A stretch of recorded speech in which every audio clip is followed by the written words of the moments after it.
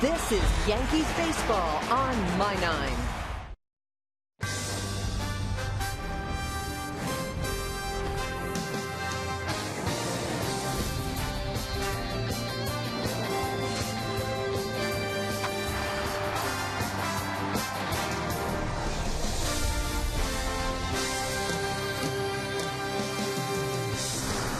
It is a beautiful day here in New York City, and it is time for baseball as My Nine presents New York Yankees baseball. It's the New York Yankees against the Cleveland Indians in the middle game of a three-game set from Yankee Stadium in the Bronx, New York. Hello, everybody, and welcome to Yankees baseball. Along with Paul O'Neill, I'm Michael Kay. Yankees won their third game in a row. They beat the Indians last night 7-1. They got good pitching from Hiroki Kuroda. And once again, I know it's a tired old refrain, but the Yankees will take it. They have the home run ball working. Well, you know, when you're little in the backyard, it's kind of like an old game of home run derby. Dwayne Wise gets a little spot start. Well, he hits one way out of here. He gets in the action. The next two guys, Robbie Cano, he's just on a tear. He just throws up another one out in the right field bleachers. And Nick Swisher, who's been solid pretty much all year, goes the other way. As a left-hander, pretty tough to do.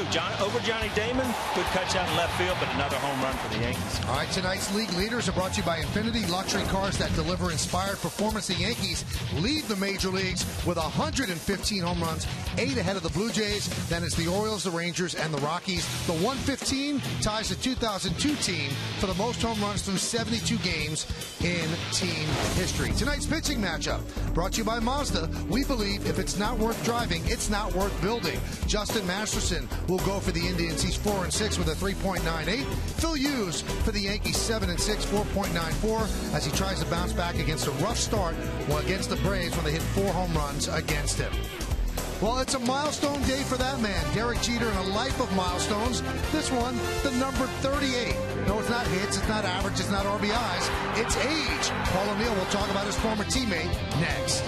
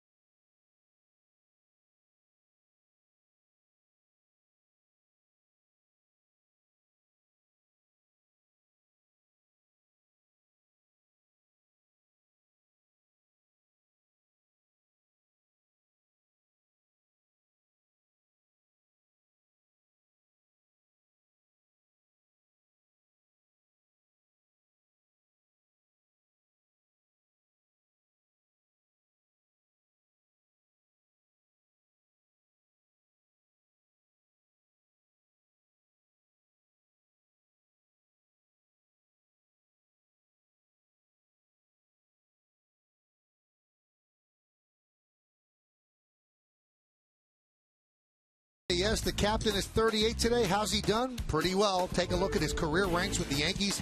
First in games, first in hits, first in stolen bases, third in runs scored, and 7th in runs batted in. Not too shabby. 38 years old. It's hard to believe.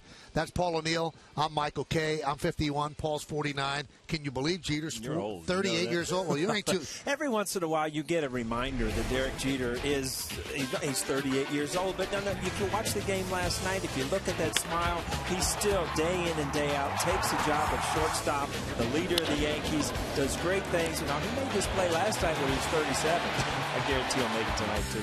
And the guy can still hit the ball out. He's done that this year. He goes the other way. And he has 11 more hits at this age than Pete Rose had when he turned 38. Can he have the all-time hit record? Well, we'll talk about that in a couple of years. Phil Hughes, it was his birthday a couple of days ago. How's he going to react? Will he keep the ball in the park when we come back? Lineups, first pitch, baseball.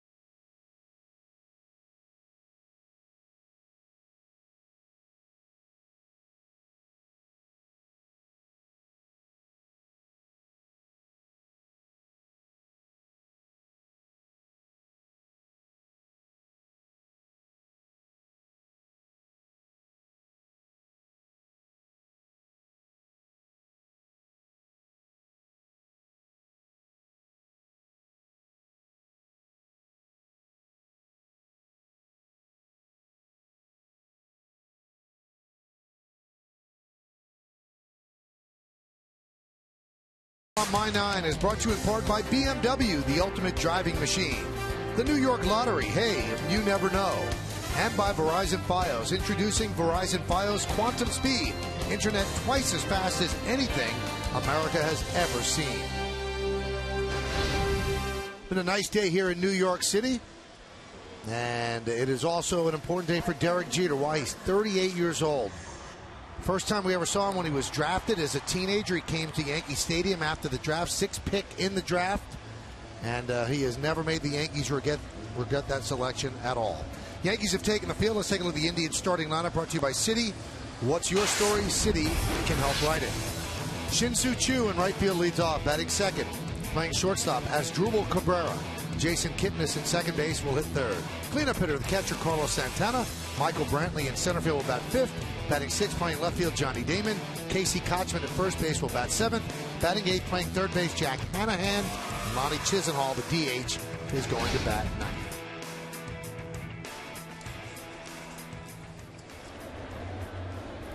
Phil Hughes on the mound for the New York Yankees, and he sports a 7-6 record with a 4.94 ERA. More hits than innings pitched.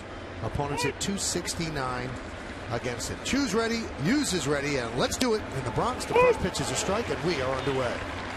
Let's take a look at the New York Yankees pitcher scouting report, brought to you by Time Warner Cable. Enjoy all the things you love better: TV, internet, and home phone from Time Warner Cable.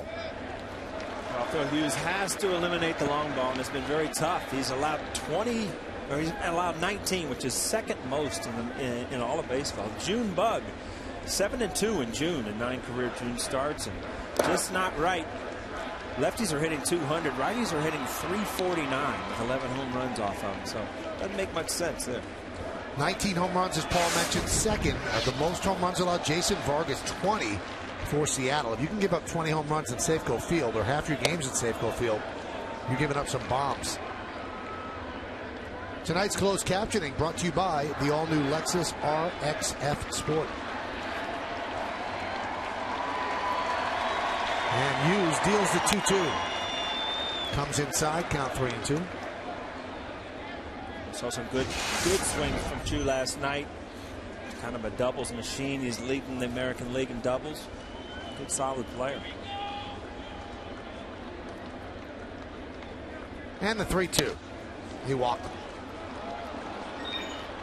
So Choo works a walk. And that'll bring up Cabrera. Choo's really turned his year around, and it's when they moved him to the leadoff position, and you see why. I mean, he's got a good idea of the strike zone. He's a good, solid player. He's not really your typical leadoff hitter, but he's done a good job there since the Cleveland Indians moved him.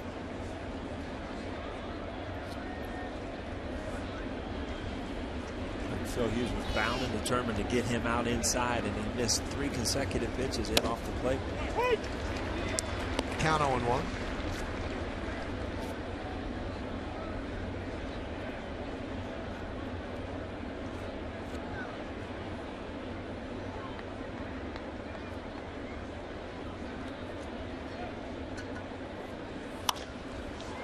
Cabrera pops it up. Jeter on the outfield grass will make the play for the first out. Why don't we check out the Yankee defense? In the outfield, you just saw Dwayne Wise. He's playing left. Granderson in center. Swisher over in right. Infield, A-Rod, Jeter, Cano, and Teixeira. That's third to first. Stewart behind the plate. And Phil Hughes is on the mound. Russell Martin out again. Third straight game with a sore lower back. That brings up Kipnis. Jason Kipnis, one of the big surprises so far with the Cleveland Indians. Talked a little bit last night how he's transferred from an outfielder to a second baseman. And offensively leading the Indians in a lot of categories. Want to keep him off base. 17 of 18 stolen bases this year.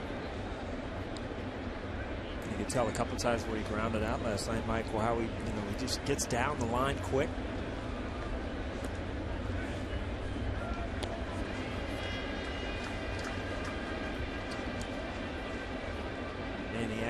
Probably has him on his own. Good base stealer. Usually managers will put them on their own.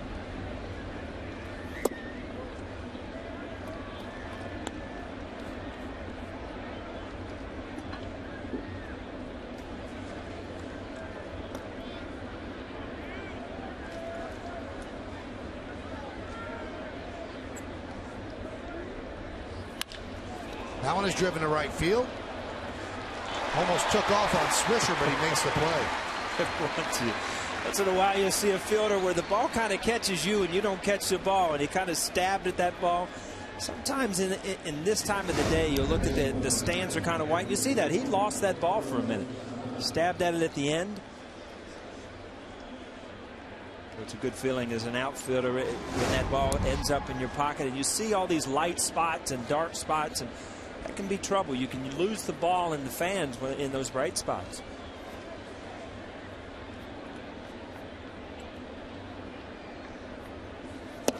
Pitch to Santana as a strike. I would think that when you lose it, that's really scary. Yeah, it's just like you're flustered out there, you're panicking, and it's like you can't find it quick enough. And that's what he's looking at over the left field grandstand.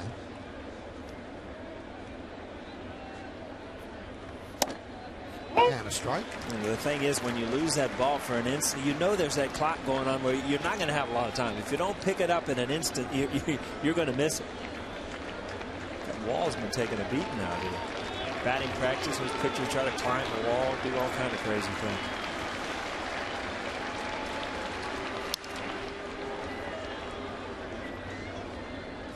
New York Yankees baseball is broadcast in Spanish. It's available by hitting the SAP button on your television. SAP is brought to you by Toyota. When you choose Toyota, you get a lot for less. Toyota.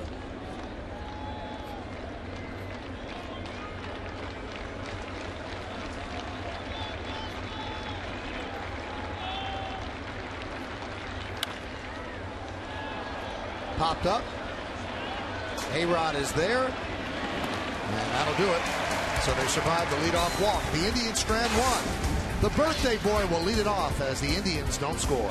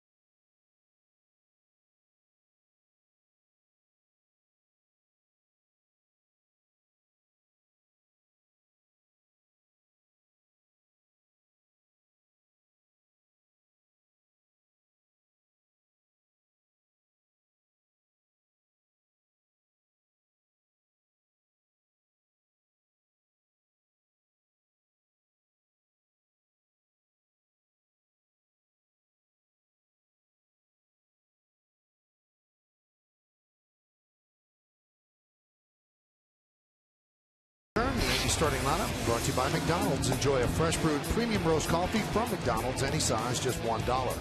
The captain, the shortstop, the birthday boy, Derek Jeter leads off, batting second, and playing center field, Curtis Granderson. Alex Rodriguez at third base will hit third. Cleaning up second baseman Robinson Cano. Mark Teixeira's at first base, about fifth. Batting sixth, playing right field, Nick Swisher. The number 7 hitter, DH Raul Ibanez. Dwayne Wise with a big night last night gets another start tonight in left field. He'll bat eighth. And batting ninth, the catcher, Chris Stewart. You're right, Michael. You hit that little spot start last night, and you hit a home run and a triple. Kind of earned another way. Joe Girardi found another way of giving him a day. DH Raul Ibanez.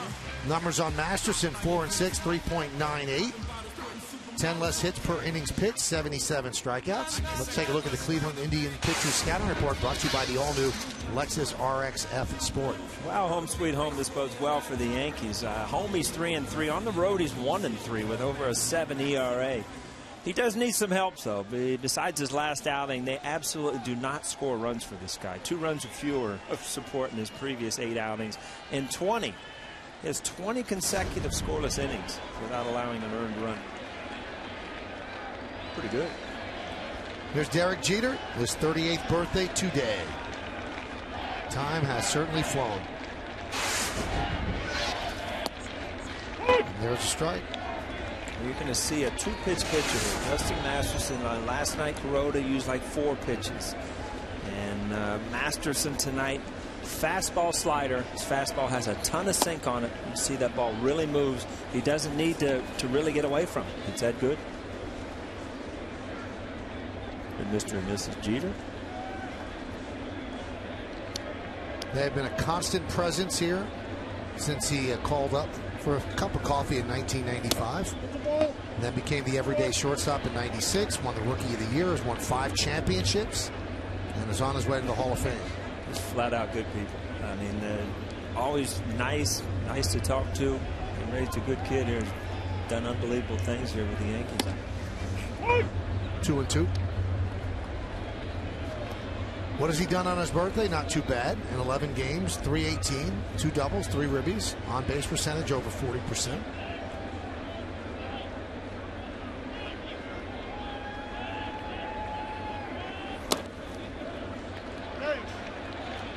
When the Yankees drafted him, they brought him up to the stadium and went in the radio booth to do an interview with me and John Sterling, and doesn't look much different other than the fact that he was a little thinner and had a little more hair on the top of his head. Looked like the Planters Peanut Man, man. He was like 160 pounds and but very athletic. Broken bat, soft ground ball to second. He is thrown out for the first time.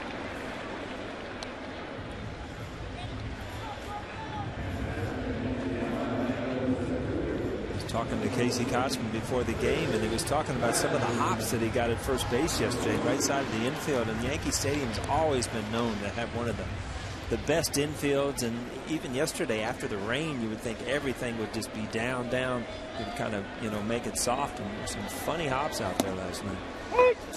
Masterson deals a strike to Anderson. Masterson's 27 years old. He has not pitched that great a luck in June. He has a 1.24 ERA. You'd say, wow, must have a great record. 2-2. So they haven't given him much run support. The Indians' offense has kind of gone south. I see 96, all with the little movement too. I mean, that's just an overpowering moving fastball. Justin Masterson, he's a sinker ball pitcher. Even if he holds the ball four seam, it's going to get moving. There's a slider right there on Granderson's hands. Horrible sound for a hitter when you crack that bat. Masterson came from the Red Sox. And you'll see this broken bat. The ball just cut in on his hands.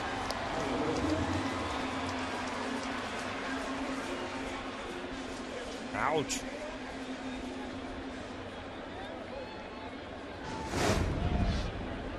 Red Sox got Victor Martinez in the deal.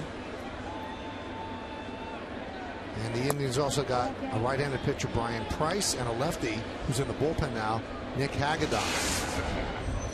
At the time, Victor Martinez, great hitter, but it made sense for the Cleveland Indians. You had Hafner, who could play first base, and you had the young phenom catcher Carlos Santana, who's catching, that was going to be a big part of your offense that really has not turned around offensively like he can, but he will. And it made a lot of sense. And then you bring in Masterson, and you just hope that some of these younger players that you counted on become the players they're supposed to be. A-Rod had yesterday off, just a full day off, day of rest. And that's usually been a good thing. He's played 10 games this season after not playing the previous day. And in those 10 games, he's 16 for 39. That's .410 with 5 homers and 11 ribbies. Count 3-1. As you get older, and A-Rod's going to turn 37 next month. As you get older, those days off really mean a lot. Those days of rest. Complete day of rest. And A-Rod works a walk.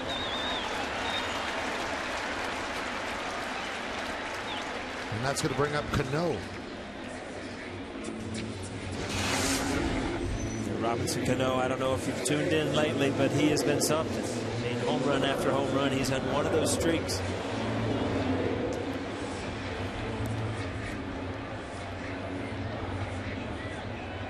Even in batting practice today, sitting by the cage, it's just, I mean, I was watching swing after swing, everything hit on the barrel. Just driving the ball out to left, out to right. He has 9 home runs this month. That's the most he's ever hit in a calendar month. And he has 6 in his last 8 games, and that's his career high over an 8-game span. Masterson, very difficult for lefties to get the ball elevated and drive the ball to right field because he has so much sink from the ball away from you. It's very hard to get that ball out in the seats in right field.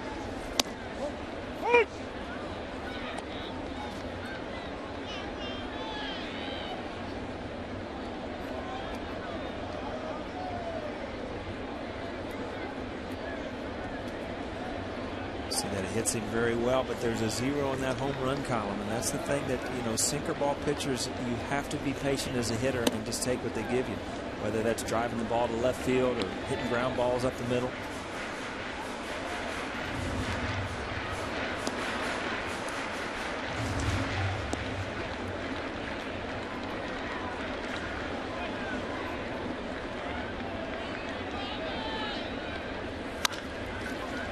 Grounded foul. James Hoy, the first base umpire, right there.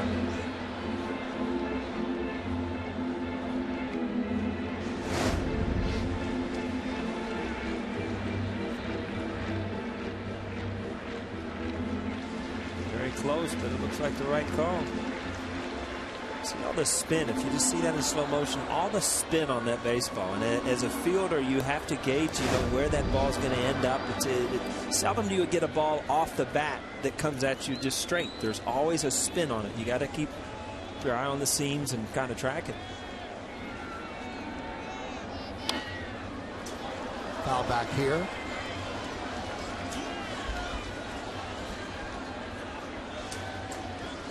Masterson has faced the Yankees in 8 games, 4 starts. He's never allowed a home run. Good numbers against them. 2-2, 2.76. I tell you what, the way the Yankees have been swinging the bat as of late, it's going to be tough to continue that streak. And the pitch that it won't be a sinker, it'll be that slider. If he leaves something out, that's a sinker there. There's not much you can do with it. Just got him. Masterson with a strong throw to Kochman just nails Cano for the final out of the inning. No runs, no hits, no errors. 1 man left on base. We're going to go to the 2nd inning. It'll be Brantley, Damon, and Kochman coming up against Hughes.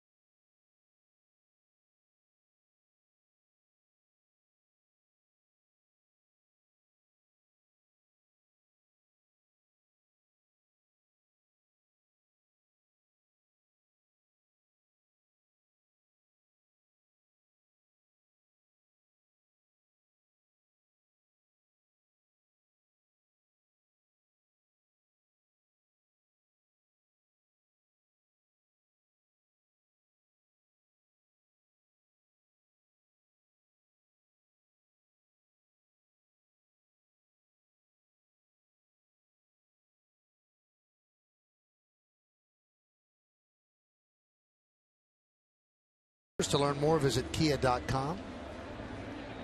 Michael Brantley will lead off against Phil Hughes. The Yankees won yesterday 7-1. They've won 3 in a row after having lost 3 in a row, and that came on the heels of having won 10 in a row. Got a lot of numbers in your head. Oh, yeah. Voices, numbers, the whole deal. The voices scare me more than the number. Me too.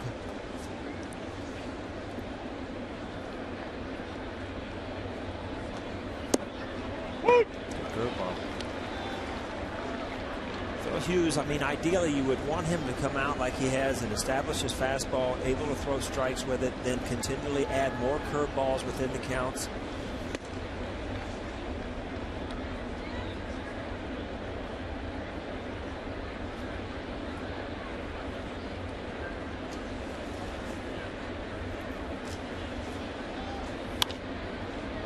Popped up. Going to be a long run for Alex Rodriguez, and he'll make the play. 1 out. Good pitch right there, right on the right on the inside corner. 93, 94 miles an hour. Early in the year, he was trying to mess with that cutter. This is just a hard fastball inside. Gets in on the label. Not much you can do with it. Johnny Damon gets a nice hand. Talked to Johnny today, and he said he was a little puzzled why he didn't get more response from teams, and he wasn't looking for a lot of money. Really wanted to play for the Yankees. He said he thinks the Yankees took Ibanez over him because Ibanez could play the outfield, and Johnny had been relegated to DH status in his last 2 stops. He said the only reason I did that was because they had established outfield. He said I could still play the outfield. I asked him about the knock that people have, and a lot of scouts have said it anonymously. See what he did with the Yankees, including a championship. That he became more of a selfish hitter, and he wasn't taking pitches and taking walks. Fly ball on Nick Swisher. And he said, well, the year before last, he said, I was getting punched out on a lot of 2-strike pitches that I thought were out of the zone. He said, so since I wasn't getting that call, I became more aggressive. He said, I drove in more runs and I scored more runs last year. Why would they care if I didn't take as many pitches? He said, I'm still looking for a walk, but I'm not going to get punched out looking. But I think he really wanted to play here. And he said he thought the Yankees made a great choice with Raul Ibanez. Actually, he was walking through the clubhouse, and he was in a little private room there. I peeked in to say hello, and then I find out he was talking to you live on the air. Oh, that was? Yeah. Oh, really? Thought I'd known it was you, and I hung up on him. Fly ball, right field. On the track is Swisher, reaching for the wall, and he makes the play for the final out of a 1-2-3 inning. We're going to go to the bottom of the second. Mark Teixeira will lead it off.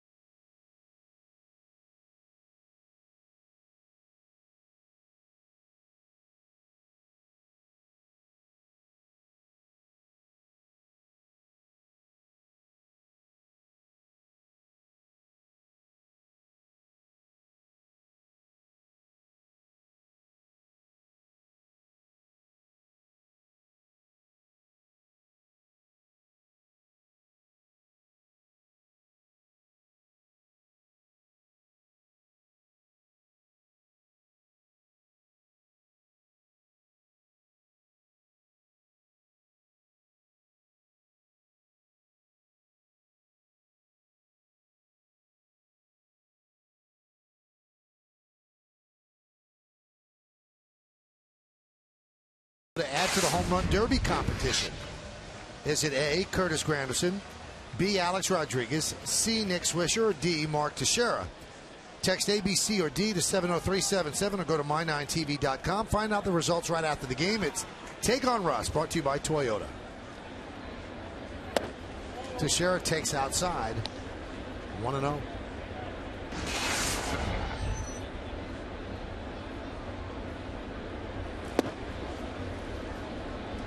See Masterson even up in the zone. That ball is always, the fastball at least, always tailing away from the lefty. He's at his best when he drives it down in the zone, but he still gets movement up in the zone. So the key is scoreboard, no score here in the bottom of the second. Teixeira, Swisher, and Ibanez.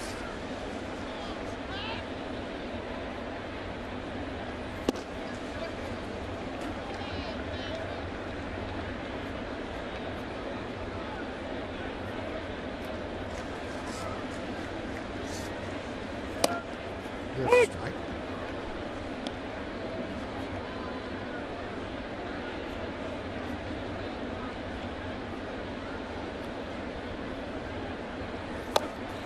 And a walk to Mark Teixeira.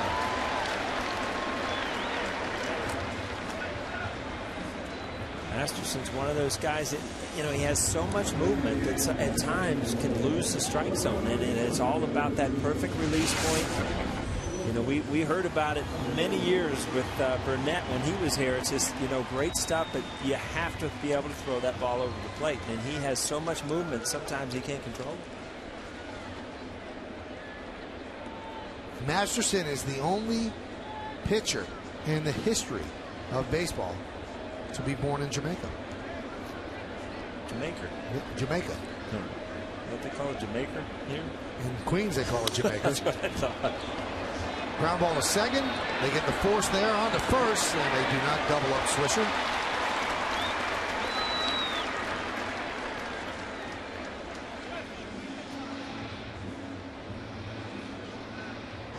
Swisher say stupid. You know, when you just try to roll over and try to do something a little bit too much with Masterson, this is what happens as a left-handed hitter.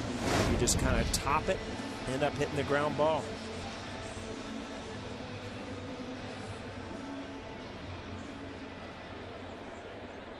He might have those voices in his head too, Michael. He talks a lot, you know.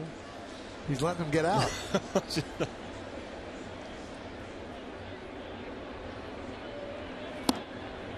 Strike. Three other players in the history of baseball were Jamaican born: Chili Davis, Devon White, and Rolando Rooms. Rolando Rooms played with me in Cincinnati. Nice cut by Ibanez, 0-2.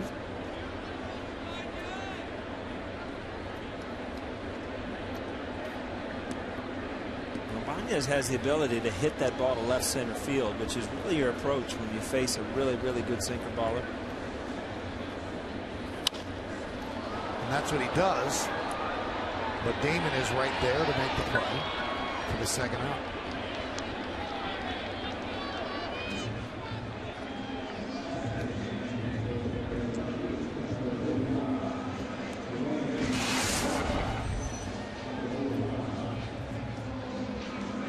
Wise, you see that one home run that came last night. Added a triple later in the game, so coming off a real hot streak, isn't he? Yes, he is.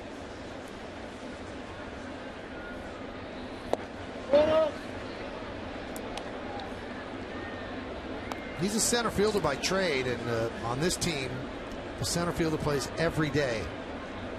So Granderson finally got a half a day off yesterday. He was a DH, and that's why Wise got the start in center. Today he's starting in left. Now, he had a really good interview after the game last night. He basically said, you know, I'm on the New York Yankees. You know, Granderson, Swisher, these guys that are starter players need to play every single day. I have to stay ready. I need to take my extra swings and be ready at every opportunity. And, you know, it takes somebody to be able to step back and take that role and not go into the manager's office and ask when you're going to get your playing time. And, you need guys on the bench that can do that.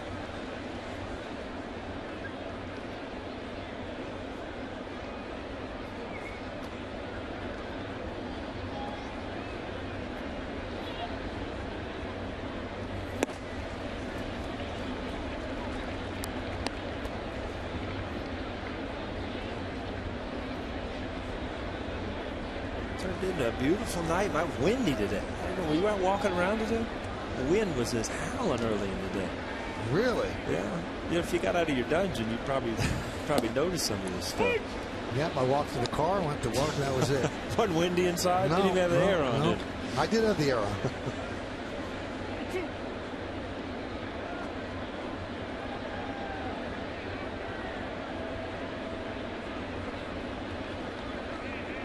Runner goes, 3-2. Base hit for Dwayne Wise.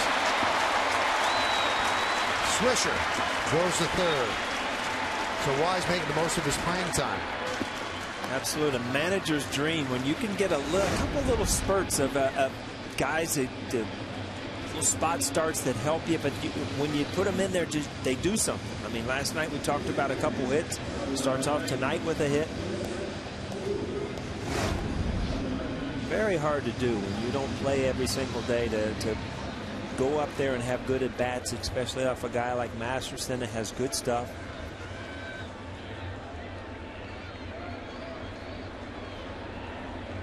Here's Chris Stewart, his third straight start with Russell Martin out with a sore back. And he's trying to bunt with 2 outs. We saw the third baseman Hanahan back, but he missed the bunt. Way back. And a sinker ball pitcher, very easy to bunt, very easy to get on top of that ball and roll it down the line. Kind of steal a run. So Hanahan back, usually even with the bag, he's way back. Would have been an easy run. Good idea. Tries it again. I don't know if you watched the game last night, folks, but Santana absolutely took a beating behind the plate and hitting. I talked to him today in the dugout today. He just shook his head. He said, hey, I don't know what's going on. Every foul ball is going off toes, feet. Why did I become a catcher, huh? He was dancing all around last night. Ouch. I mean, this is one at bat, and then it got worse later.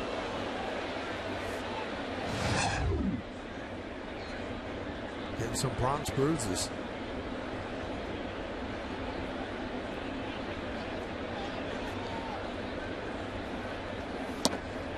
Breaking ball, count 1-2.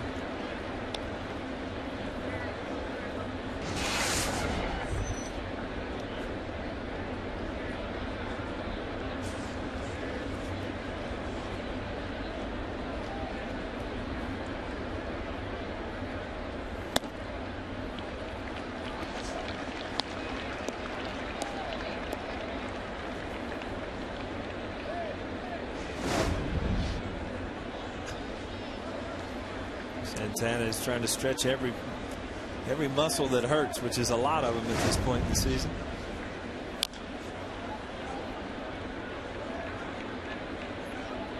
Stewart trying to stay alive here, and you know, you get late in a count like this, you just try to slap the ball somewhere, try to steal a run.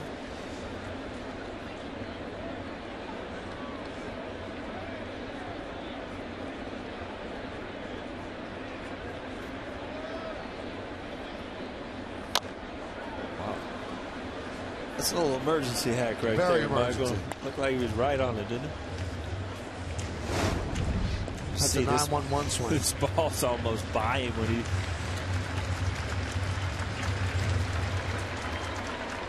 cheat like that. This is one of the swings you see in Little League, where, you know, one of the kids is just not supposed to hit you.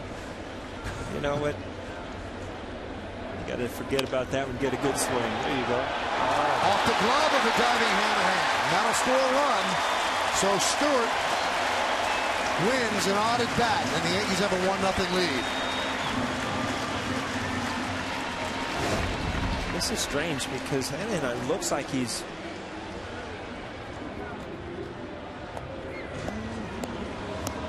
One off his heel. Yeah, kind of knocked it into foul territory. They're going to give him a hit. Obviously, if you're a pitcher, you got to believe that that ball needs to be caught.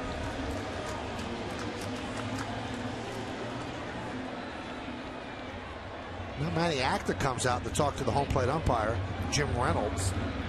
I'm not sure what this is about. And Santana's talking with Masterson. Well, I think the home plate umpire can overrule that if he felt like it was foul. And you know, I couldn't really tell if he knocked that into foul territory or if that ball was foul. It looks like, yeah, it looked like it was going to land fair, and he absolutely, yeah, he did knock it into foul territory.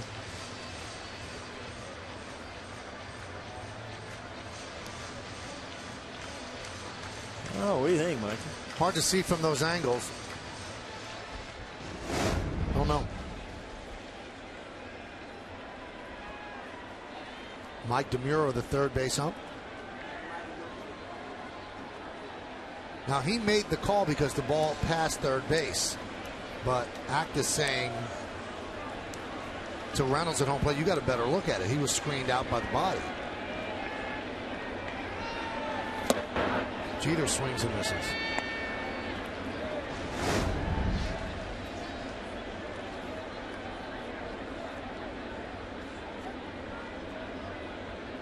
And he called it immediately.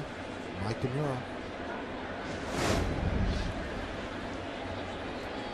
Once again, the Yankees have an Indian pitcher with a high pitch count, 46 pitches now, as Jeter jackknives out of the way. Just the second inning. Well, last night early in the game, we talked about how much trouble the Yankees have had with driving runners in, with running the scoring position. Robinson Cano started off last night with a big double. Even hits like that can start turning into, you know, the kind of the wave is turned. And then I tell you what, if this team starts driving in runners, those 2 out runners, and the home runs. Now it's off Masterson for a base hit to load the bases. So a birthday single for Derek Jeter. Again, good way to go at Masses, right up the middle, right off his foot.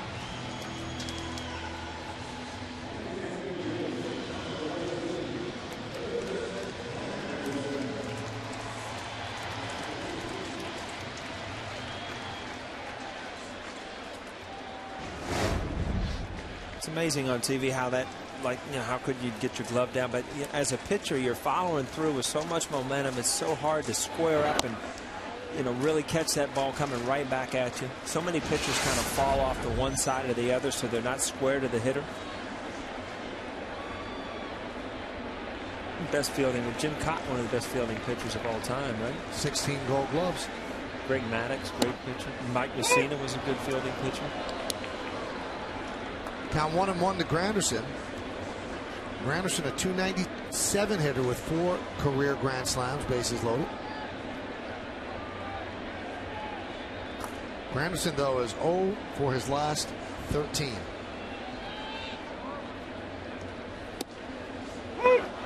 One and 2. Dwayne Wise is at third. Chris Stewart at second. Derek Jeter at first. This will be Masterson's 30th pitch of the inning coming up.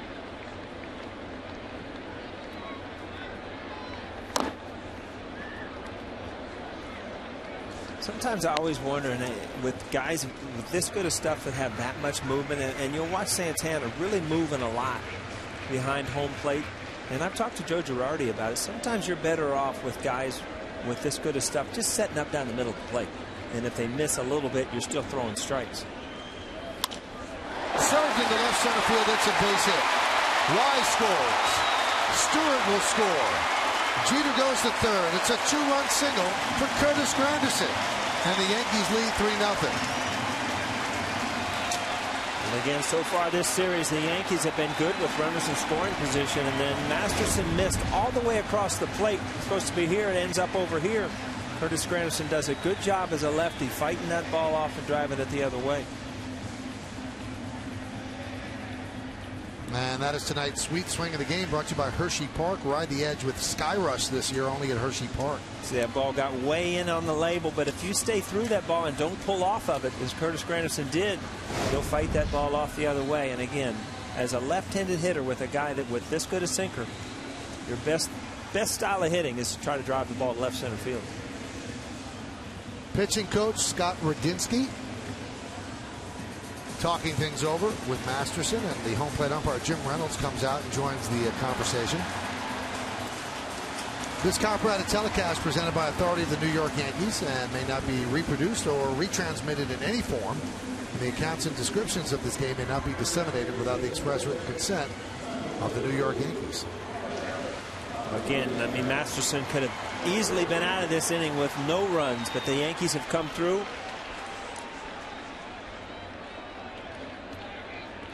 a sudden you look at the scoreboard, 3-0, and you're not out of the woods here yet. There's a strike. I didn't think that was a friendly talk out there. It looked like Radinsky was getting on him a little bit. And, you know, it's frustrating for a pitching coach to see a guy like this struggle because they have such good stuff.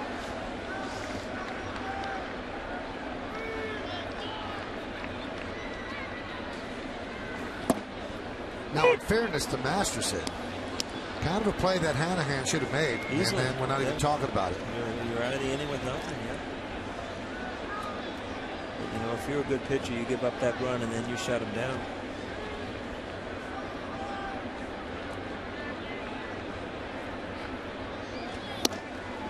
One and two.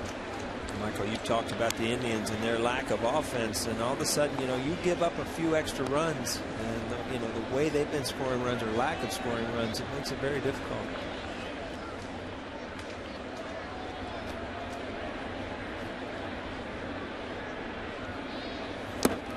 Two and two. Coming into this series, so much concern about the Yankees hitting with runners in scoring position, and you know, more than 50% of their runs scored via the home run. But in this series, they're 4 for 6 with runners in scoring position. 35 pitches this inning for Masterson.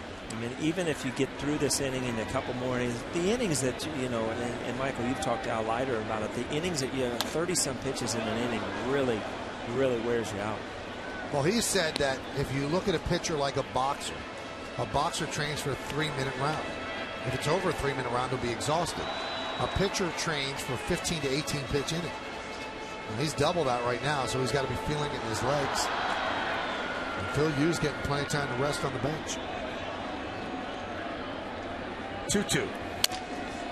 Slow roller on a broken bat. Hanahan fields, fires to first. They get A-Rod, and that will do it.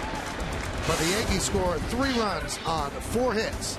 Chris Stewart drove in the first one off the glove of Hanahan. And then with the bases loaded, Curtis Granderson dumps a single in the left center.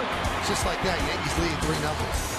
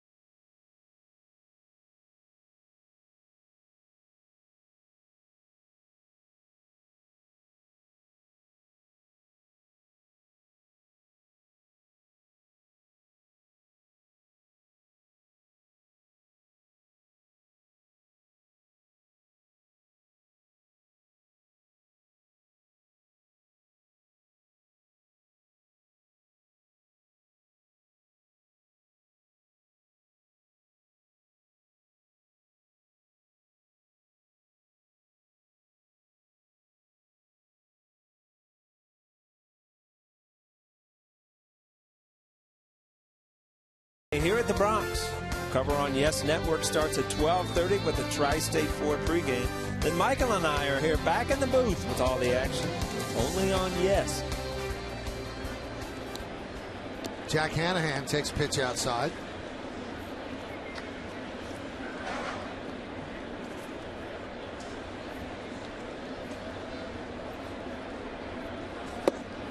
As we move along, you'll see the out-of-town scoreboard on the bottom of your screen, brought to you by Prudential. Bring your challenges. I'm going to give you a little inside television secret here. So Paul read that copy, and that copy was originally for me to read, but Paul wanted to read the copy, which is fine. So it says, join Paul and I. That's right. So our stage manager, Audrey, flustered because she thought you were going to read Paul and I. She has no faith in you. Nothing. She was ready to write Michael and I. Yes. But you did it yourself. In the middle of my reading. In the middle of your read. I was trying to give you a break, and I got her all flustered. There's papers and stuff flying all over here. Hanahan with a single up the middle. Also, I do have to take you to task. Hanahan goes right off the glove of Hughes. Last night, I think the 7th inning, you pleaded with the people here at Yankee Stadium to bring you an ice cream shake. Unbelievable, man. And, I mean, in the past, you'd say something that would be here in an eye blink. Right. So they didn't do it at the end of the game. You asked for Johnny Rocket specifically, and you thought, well, they sure have it here at the beginning. Nothing. What's happened to you? You know what? You get your feelings hurt sometimes. It's just the way life is, Mikey. I'm shocked. I tried to take that sign down last night on the way out of the ballpark. See, they stuck it back up there. Wow. You wanted an 890-calorie original shake. That's all you want. Wow. That's what the world's come to. You got to count the calories. Done.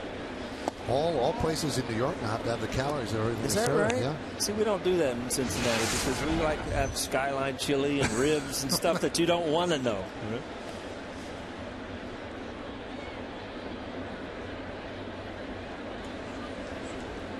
And Grader's ice cream. Nothing better, is it? Fouled away. Count 1 and 2 on Chisenhall. There you go. We're back into Fred Flintstone's refrigerator. You ever have low bells? Oh, yeah. Oh, once, they're good. like one of the first years here, and boy, they are good. They have a place down in the city. Phenomenal. You're a regular? I bought food there for sure. It's great. The 1-2. 2 and 2. Again, this is one of those innings. Last night we talked about the shutdown inning, and that's when your team scores and you go back out on the mound. Extremely important to throw up a 0 and immediately put the pressure back on the Indians. You got a leadoff hit.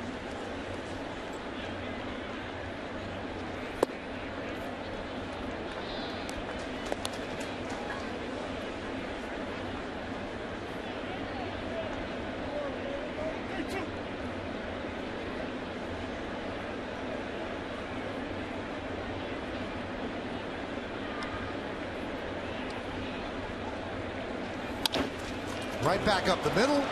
Knocked down by Jeter. He scrambles after it. Another hit almost in the same place. So first and second, nobody out. And top of the lineup for the Indians. Again, Jeet moving towards the ball, hits the heel of his glove and shoots it over to second base. No chances of double play, but if he comes up with that with a quick flip, you probably get one. Good effort.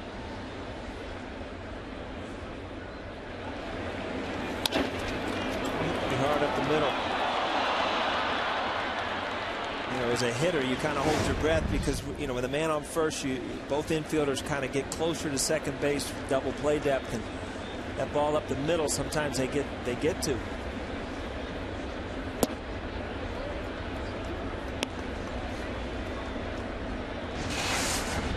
All of a sudden, Phil Hughes 2 runners on with one of Cleveland's best hitters up. Talked about Chu and how how good he's done at the leadoff position because he swings it straight. It's a lot of doubles. It's a pitch right there that Phil Hughes had in the first inning that gave their lefties a lot of trouble. Just that inside corner fastball.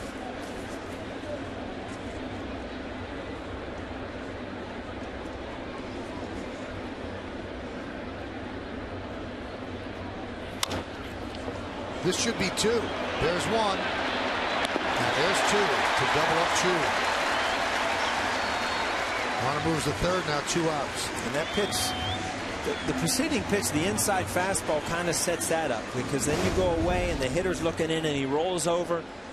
Just a perfect double play ball. It's very hard as a hitter. Once you see that first pitch on the inside corner, you start thinking about it. You start feeling that he's coming back in there again. You kind of open up a little bit where that outside pitch becomes a double play ball. Here is Asdrubal Cabrera. Pitch again, starting him off inside.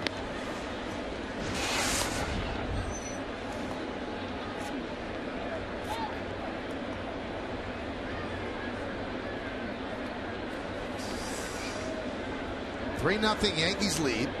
We're in the top of the third. Runner third. 2 men out. The 0-1.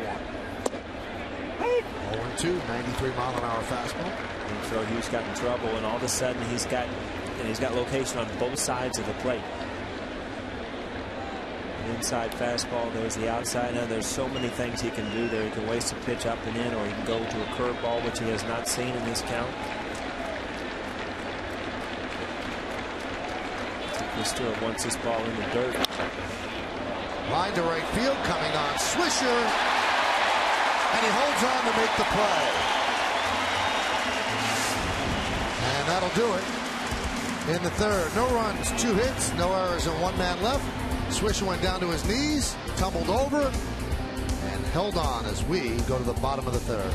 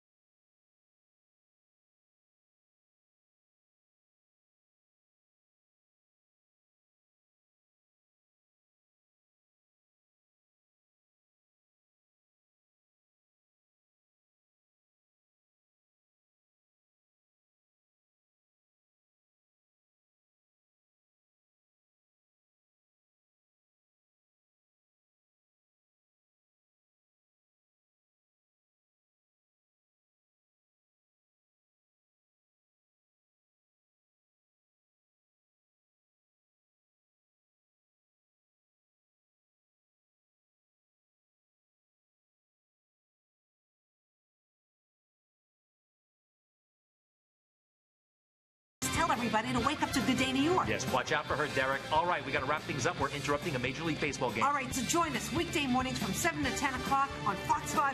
Let's go Yankees! Well, it's been picture perfect so far for the Yankees as they lead 3-0, and Robinson Cano leads off the bottom of the inning, and Masterson deals outside.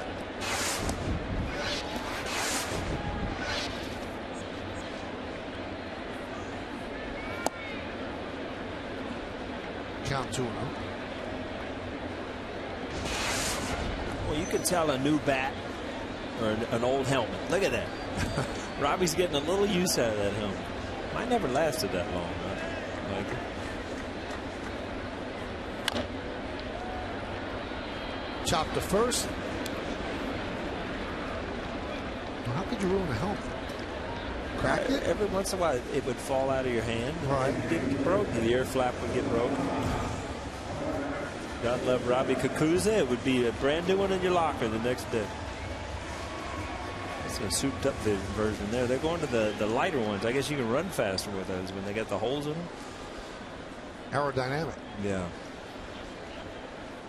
Here's Teixeira.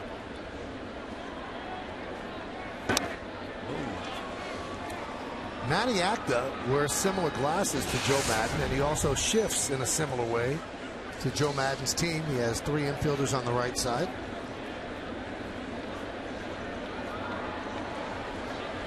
These are both studious and somewhat professorial.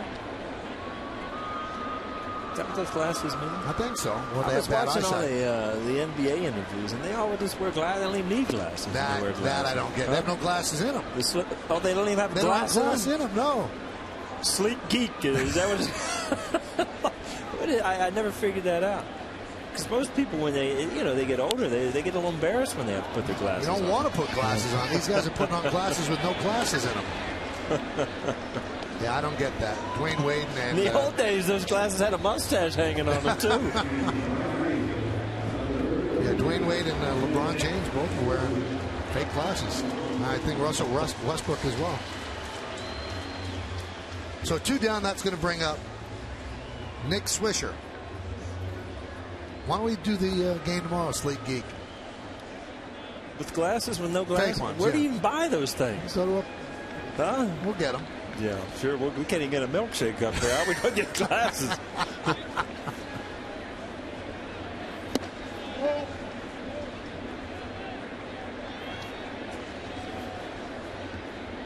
See, now that's cool. She's got real glasses on. My wife wears readers now. I got to pop on readers now. I've noticed. It's sad. Yeah. And it happened really fast. Grounded foul. You don't have them yet? And you fight it and you squint until you say, you know what, I got to give in. Sometimes you do go to a restaurant and it's kind of dark and you just hope that you know what they have, because you can't read the menu anyway.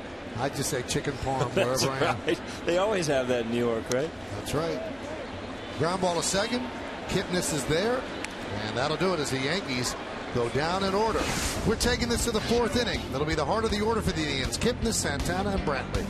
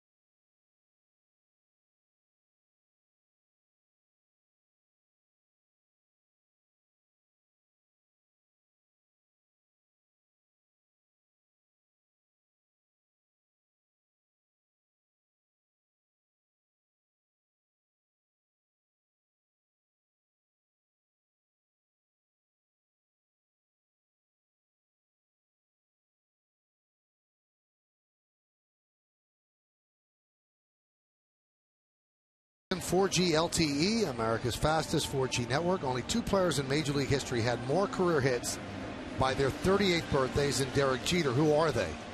Now, we can tell you it's not Pete Rose. We'll give you a hint because Derek has 11 more hits than Pete had on his 38th birthday.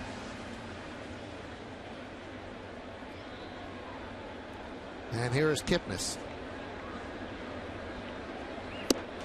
And a strike.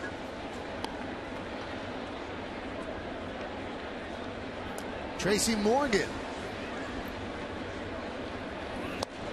You ever watch 30 Rock? Yeah. It's hilarious. And you know, the funny thing is, I got to tell you, my family laughs at me so much because he came out in the parking lot one night and I was talking to him. Very nice. He's a big Yankee fan.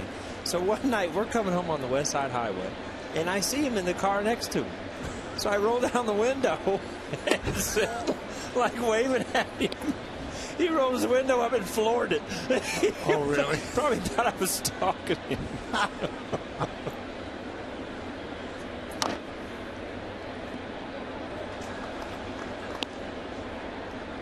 Funny man, though. Good job.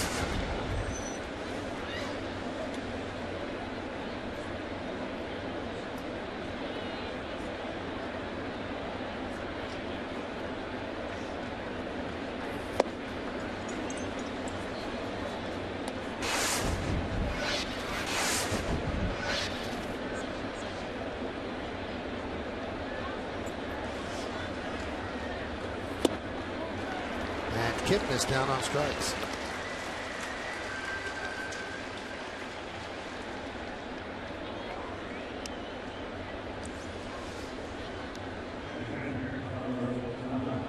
Here's Santana.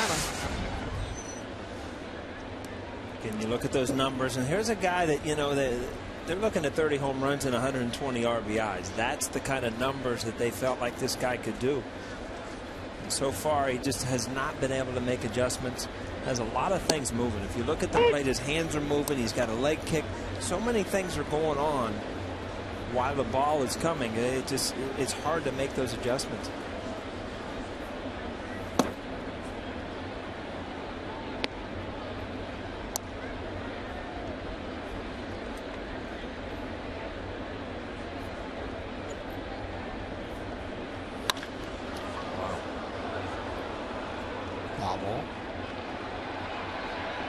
Again, we've talked many times about when you're hot and things are going well, you get a good pitch to hit. You see everything, powerful swing, but that ball's hooked foul. Nothing but a strike. And now you're in a hole. You know, 2 strikes, and the way Phil Hughes is throwing, you're in trouble.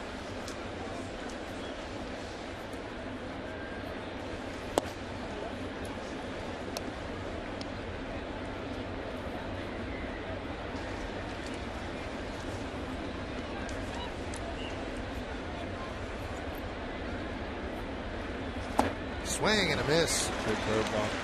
Phil Hughes has got to go on tonight. He's got a good fastball, he's got a good curveball, and he's stayed away from everything else. And, you know, when a couple pitches are working for you and you can locate the way his fastball is, good pitch. See, everything's out front. It looks like everything's going that way. Not really staying back to see the ball, but you see that extension. When he hits the ball, he's going to be able to drive it.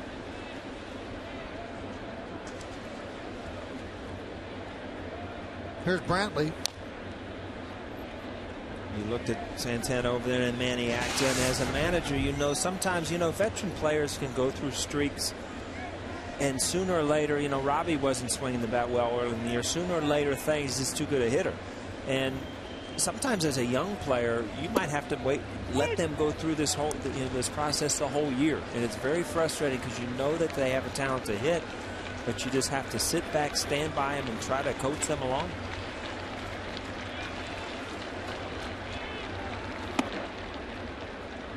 Consistently at 93 with his fastball. That's plenty good enough.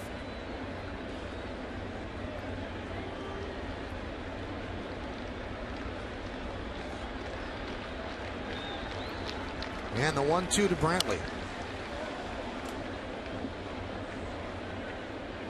Yankees with a 3 spot in the second inning, and that's holding up behind Hughes. As the Yankees are up 3-0, top of the 4th. Girardi's trying to win his 4th straight.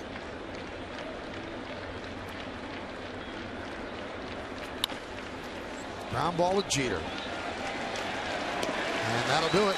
1-2-3 inning for Hughes against the Indians. Who's coming up in the bottom of the 4th? It's the bottom of the order, starting with Ibanez.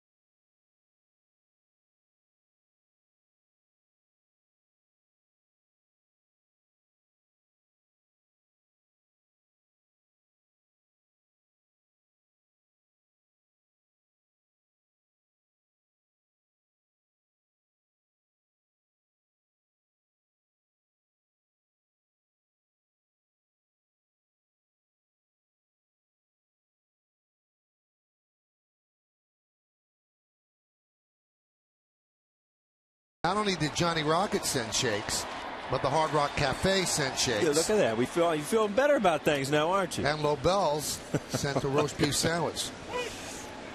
I So don't we know. thank you. I'm going to play a little hard to get. We'll thank them later. How's that? What? What are you Well, you waiting know for? what? They stiffed us last night. Wow. I tell you what, Lobel's, thank you very much. Just teasing. This stuff's awesome. And Ibanez flies out to Damon. So what do you go for first? The Johnny Rockets or the Hard Rock Cafe shake?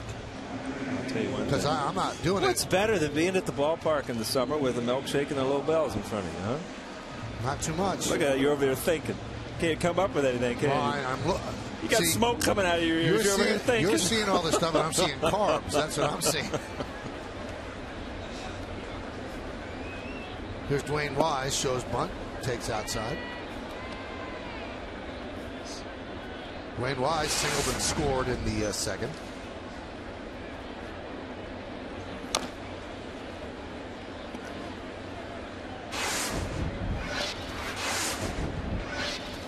We talked about it. Dwayne Wise is on a real hot streak.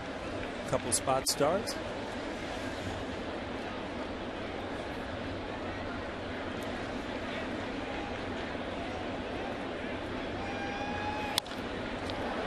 Laced out in the left field. And Damon puts it away for the second out.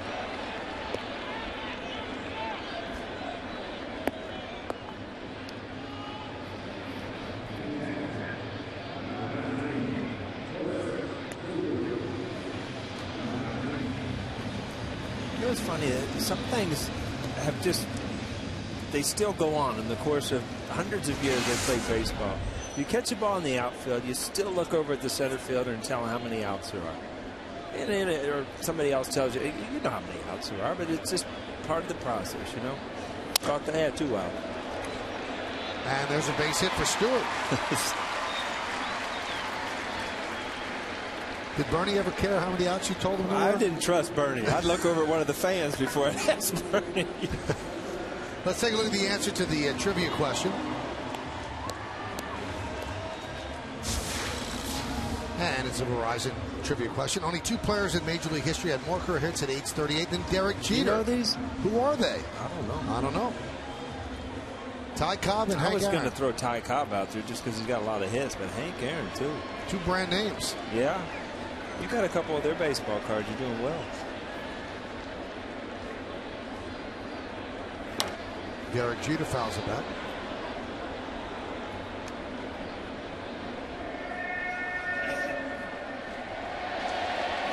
With his hit today, he's at 31.82. So he has 12 more hits than Pete Rose did at age 38. Now, this is not the time to ask you this, but mull it over. You think he's going to beat Pete Rose? You know, a lot of things would have to go unbelievably well. But would I say absolutely not? No, because there is a chance, and when there's a chance, Jeet has made a lot of things happen. He seems to really excel when you doubt him. Mm-hmm. And I was in Cincinnati when Pete Rose broke Ty Cobb's record, and probably one of the most memorable nights I had in the ballpark, and wasn't even playing. So it was a neat thing. But you were out there in the celebration. I've seen pictures of it. Well, I felt Big like I had afro to. and everything. You have to run out there. You can't sit on the bench when everybody else is running out there. But really cool night. You talk about a tough night to leave tickets, huh?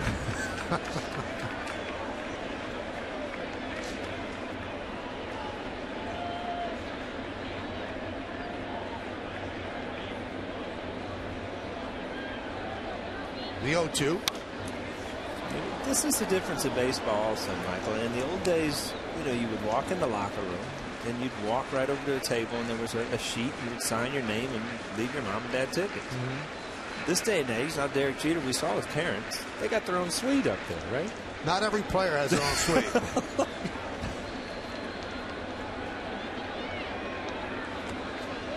Now it is all computerized. Oh yeah, you got to figure out how to get in there with with your passcodes and words and all kinds of stuff. Derek swings and misses, and that'll do it. No runs a hit, no errors, and 1 man left. There's Dr. and Mrs. Jeter. They've enjoyed seeing their son play so well on his birthday.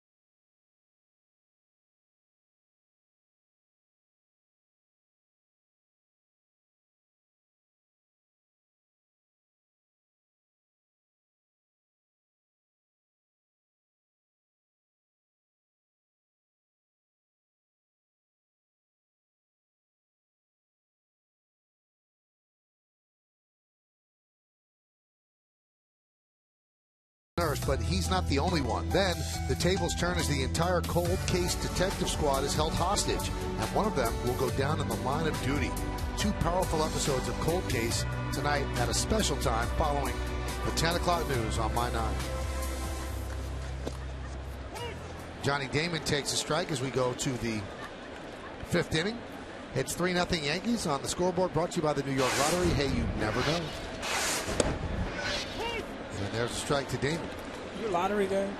Every now and then, yeah. If it gets really high. Really, really big. Right.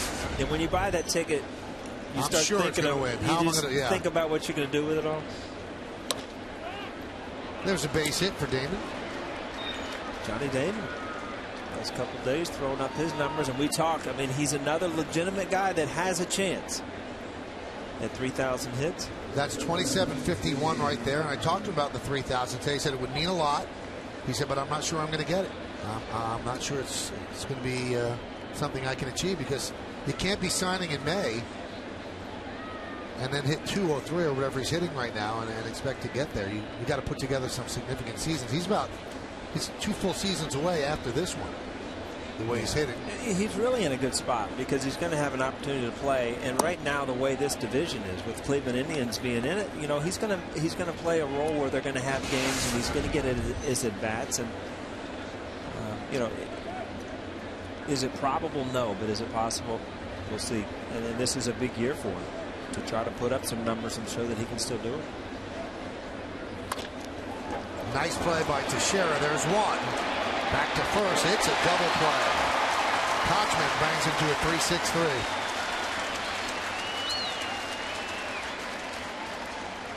3-6-3. See, sometimes as a hitter, you do everything right. You pull the ball, you hit it hard. One hopper.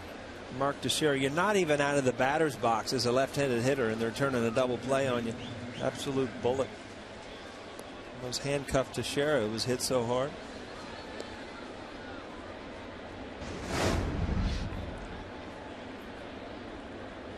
Two down. That'll bring up Hanahan.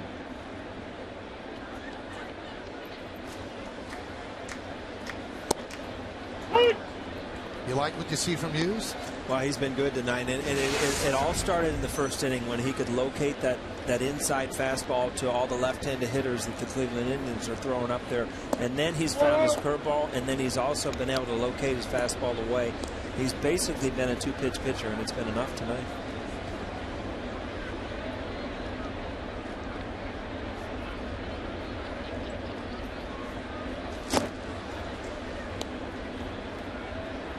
Change up in there, and that's there's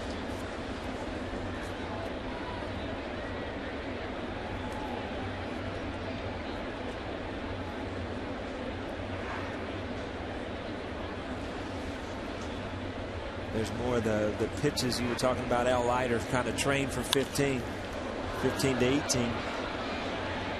Fly ball. Granderson will put it away, and that'll do it. Here in the 5th, no runs a hit and nobody left on base. We're halfway through. Yankees are leading 3-0, and it was a 9-pitch 1-2-3 for Hughes. Coming up, Granderson.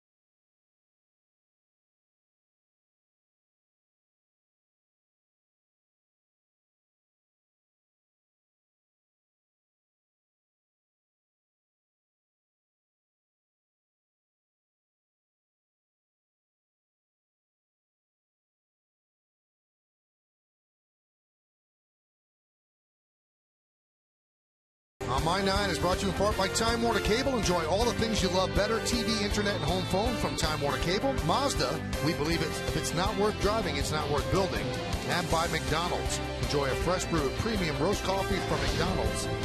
Any size, just $1. Curtis Granderson with a big hit today. A bases loaded 2-run single made it 3-0. New York Lottery, that's where we stand here in the bottom of the fifth. 3-0. It'll be Granderson, A-Rod, and Cano against Masterson.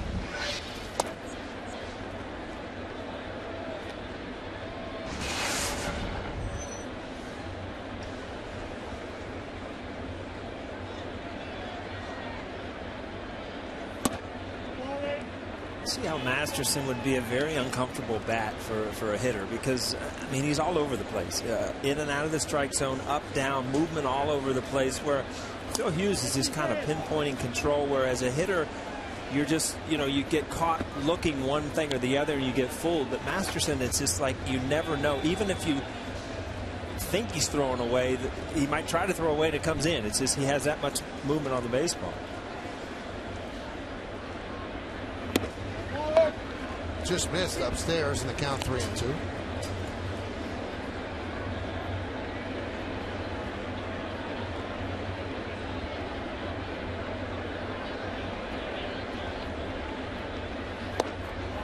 And a very close walk. 2-2 and 3-2, just missed. Come out to Yankee Stadium this Saturday, June 30th, for a special giveaway when the Yankees take on the White Sox. The first 18,000 guests in attendance are going to receive a Yankees luggage tag, courtesy of North American Power. For tickets, log on to Yankees.com, visit the stadium ticket window, Yankees clubhouse shops, or you can call Ticketmaster at 877-469-9849. Here's A-Rod, walked and grounded softly to third.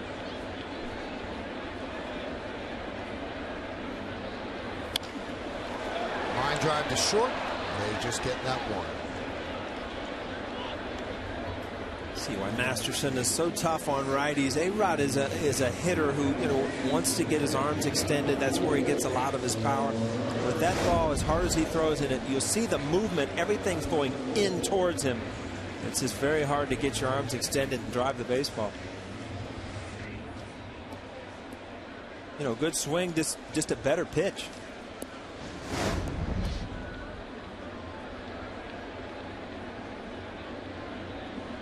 Alex 0 for 2 tonight and 6 for his last 37. The pitch inside to Cano, 1-0. Cano's at an even 300, 17 homers and 39 runs batted in.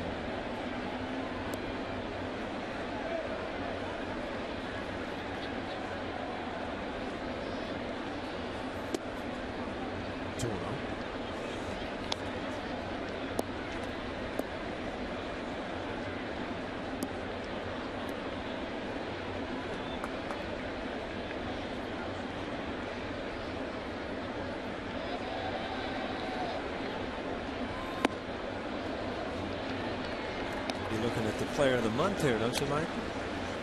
9 home runs already this month, which is a personal high for him. Got a good shot.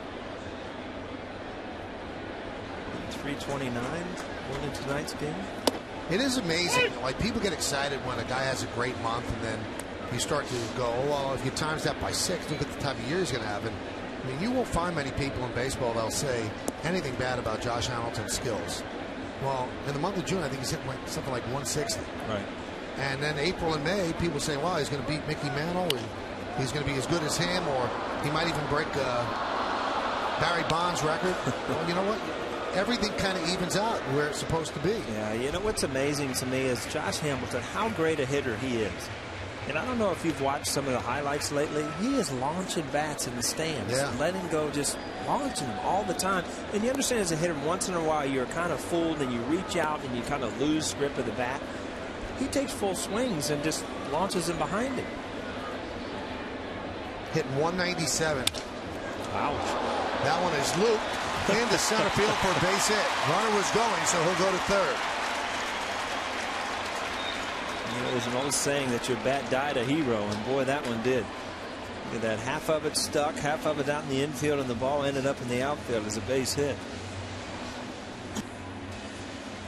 Again, Good hitters get jammed, and the reason a good hitter gets jammed and still gets a hit is because it's a level swing. He doesn't come off of it. He stays with it.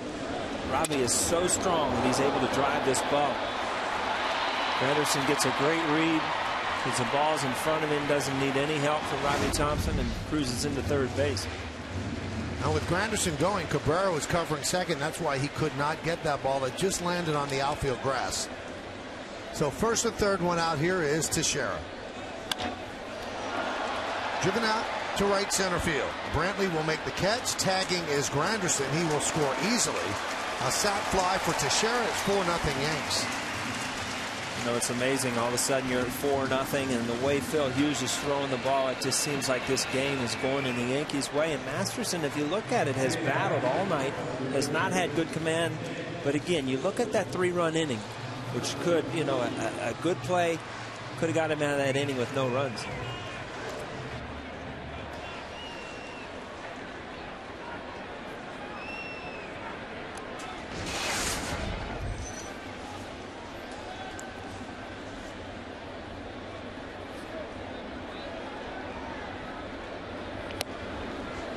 There's a strike to Swisher.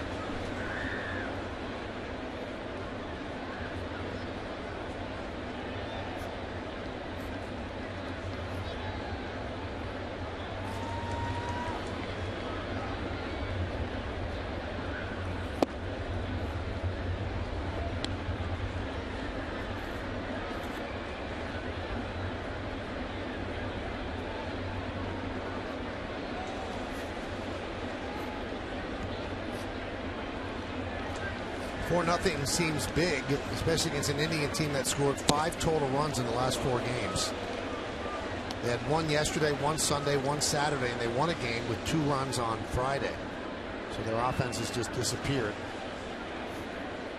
You almost wonder if Cleveland is looking at this division and where they are, and if they're going to be in the market to go out and get a hitter and a couple guys that could help them score some runs.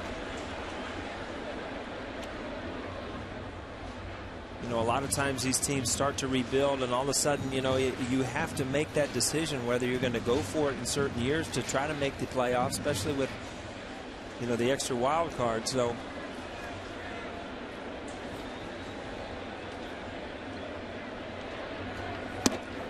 there's a strike, 3-2. Hafner and Sizemore, those are big losses, really big loss. But you know, they almost have to be used to losing those 2 guys. They're hurt all the time. Then there's Carrasco with an elbow problem, and you've got Perez with a lat problem. But the back end of their bullpen is not their issue. They got to be able to score runs. Runner will go, 3-2, 2 outs. Lined into right field. It's a base hit in front of Chu. Cano will go to third. It's a single for Swisher. Another guy that's had a really good June, Nick Swisher, continues to swing the bat well.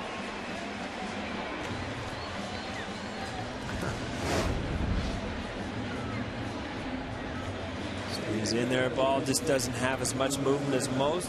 Drives it to right field. Enough top spin to Chu has to play it on the first high. Next pitch will be the 100th. For Masterson, and Ibanez takes it for a strike.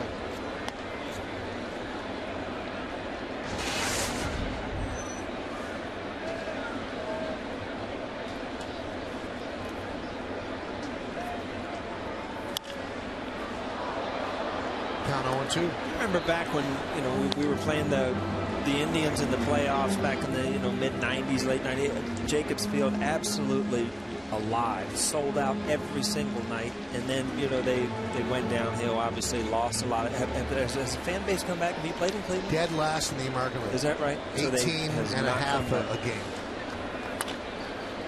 Yankees have not played in Cleveland yet, and Chris Perez, the reliever for the Indians, and Hagedorn is up throwing. He got in trouble because he said, "What are the fans waiting for?" He said they're more interested today. He was in the New York Times. Tyler Kepner wrote the story. He said they're more interested in cheering against LeBron James, he said, than coming and cheer for us. Swing and a miss. Ibanez down on strikes. But the Yankees get a run on 2 hits and 2 men left on base. 5 in the books. We go to the 6th, and Kristen Hall will lead off.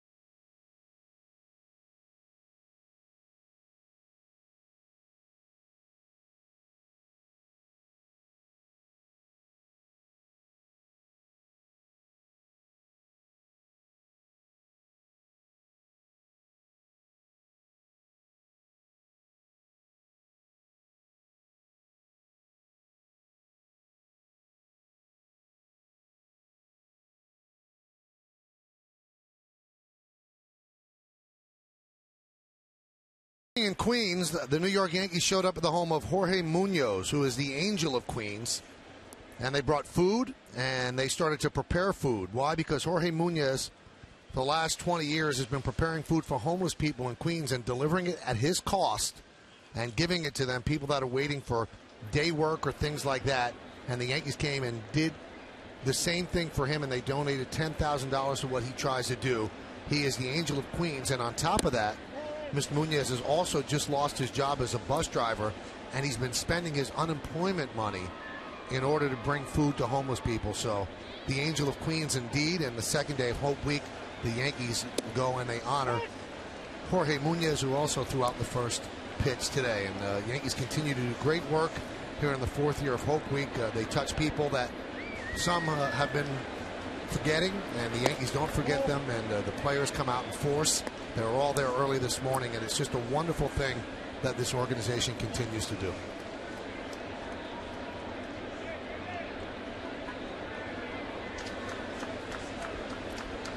Neat stories, Michael, no doubt about it. Jason Zillo does a good job with getting the players where they're supposed to be, what they're supposed to do.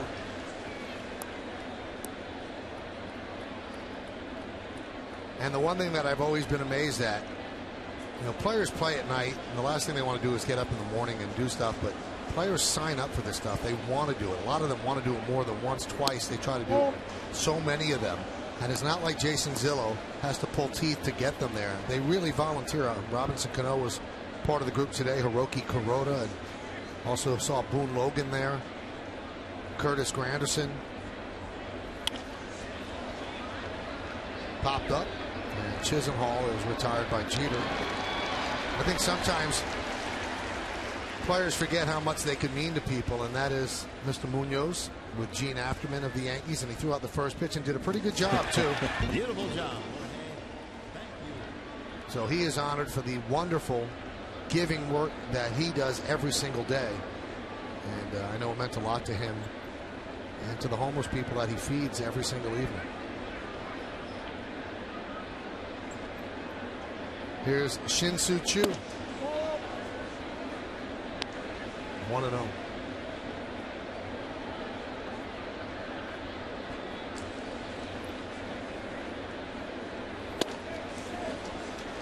Hughes still dealing here in the 6th count, 1-1. He's got a good pitch count as well, just 75 pitches.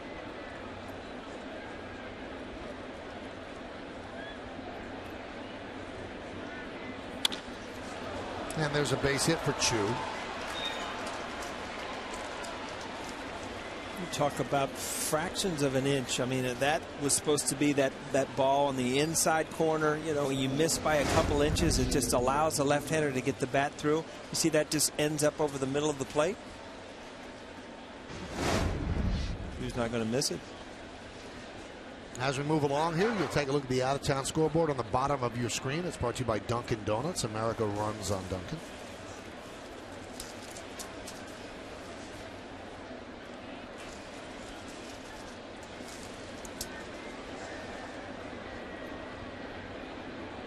Here's Cabrera. 1-0. Really good to see Phil Hughes kind of bounce back his last outing. Kind of a tough outing against the Atlanta Braves, where he only went a little over 4 innings. Gave up 6 runs. So you always, as a manager, just hope that, you know, that's kind of a blip. You see Larry Rothschild also, and if a guy can come back and give you 2 or 3, you know, good outings. So far, so good tonight. There's a base hit for Cabrera. Bobbled by Swisher, but Chu stays there at second. So back-to-back singles against Hughes.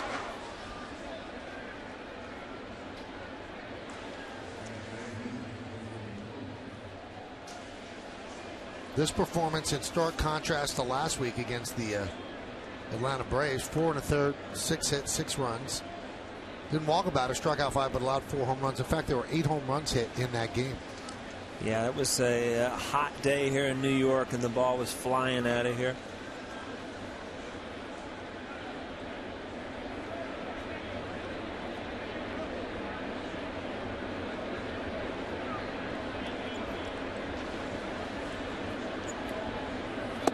I left a homer out. There were 9 home runs that day, the most home runs hit at Yankee Stadium. This is an important hitter. Phil Hughes. Kipnis is a guy who's had a good year and has not done much in this series. You just hope that this is a big opportunity for Cleveland to get back in the game. 2 good pitches there. Got him down 0-2. The ball's up a little bit. And the actor knows the same thing. You're in a position right now where you got to try to get on the board. It's getting late. Yankees bullpen, as good as it is late, you have to try to get a few runs on the board.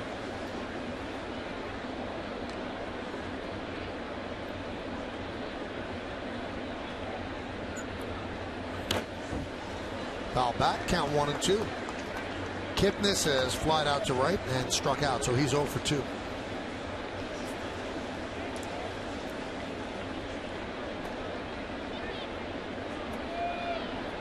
Great numbers with runners in scoring position for Kipnis. 26 for 69, that's 377.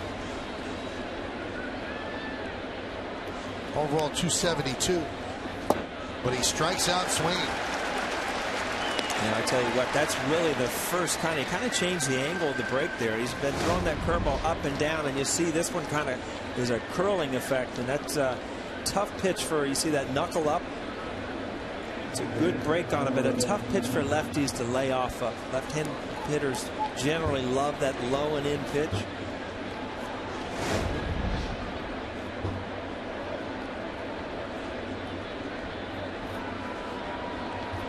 So 2-way, and that will bring up Santana. Missed outside with the fastball.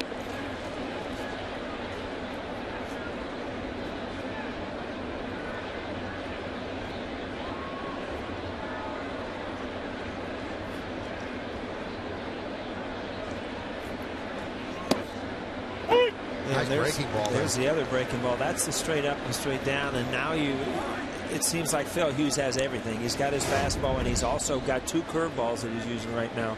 See, that's straight up and straight down. Good pitch.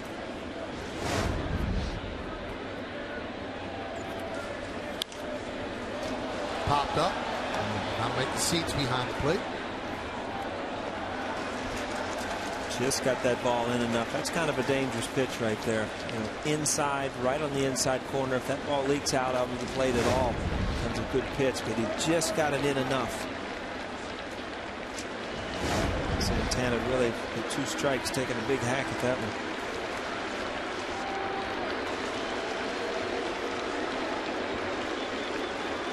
The 1-2.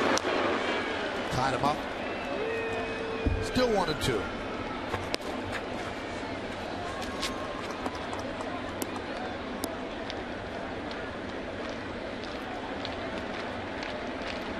This is, as a hitter, you try to fight yourself mentally, because so many things are telling you in the back of the head that you're not hitting, you're not having a good year, there's guys ahead of me, and you just have to keep fighting those negative thoughts and tell yourself, this is the time, this is what I'm going to start.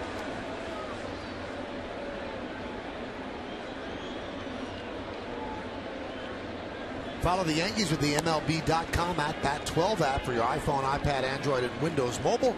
Get live audio, pitch tracking, video highlights, and more. Text at BAT to 31826 or just visit Yankees.com for details.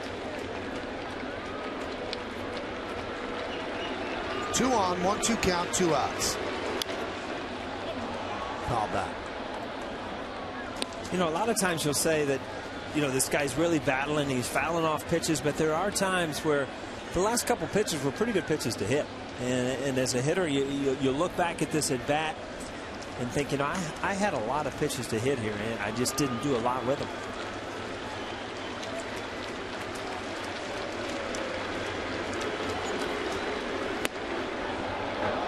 Hughes just missed with that one.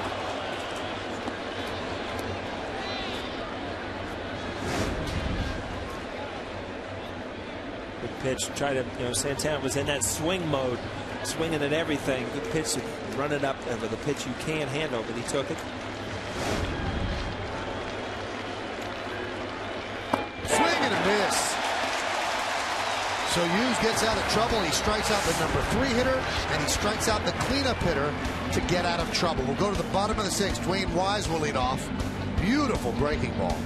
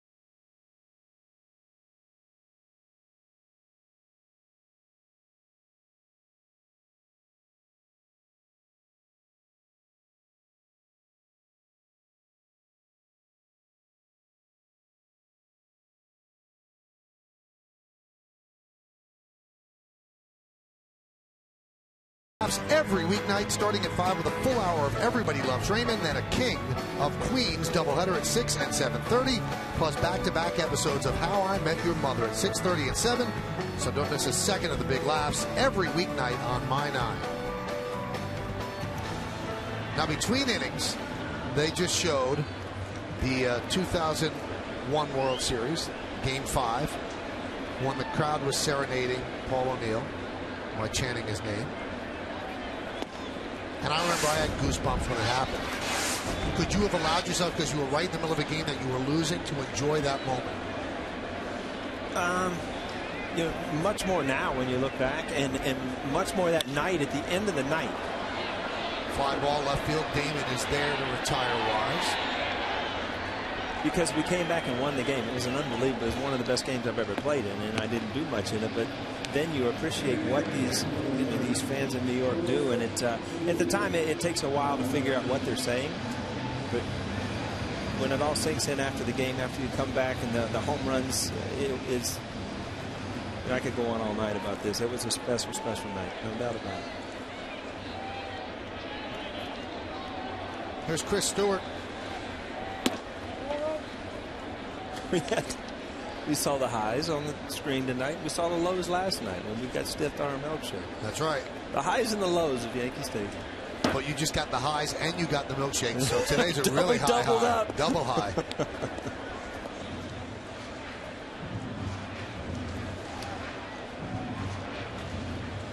Tell you what, you're watching the Yankees and you just have a feeling. I mean, they're just in control of what's going on. They're starting to get some hits with runners in scoring position. They got guys that are hot. The pitching, the rotation is pitching well, and the back end of the bullpen has been unbelievable. So it's just a time that you feel like, you know, in the next 20, 30 games, they could put a really long streak together, and it's a great time because you're out of the interleague play, back into, you know, you're going to be playing in your division rivals soon. Get that feeling, Michael? They're playing great. They really are. This is probably in the last couple of weeks the best they've played all year.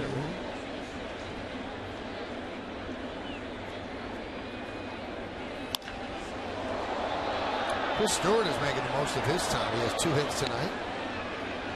I wish I could listen to that conversation. I want to hear about Robbie Cano, just talk hitting.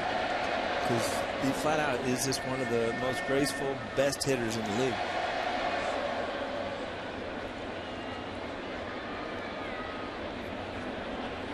It is amazing, you know, because we've seen Cano since he came up and he was a kid.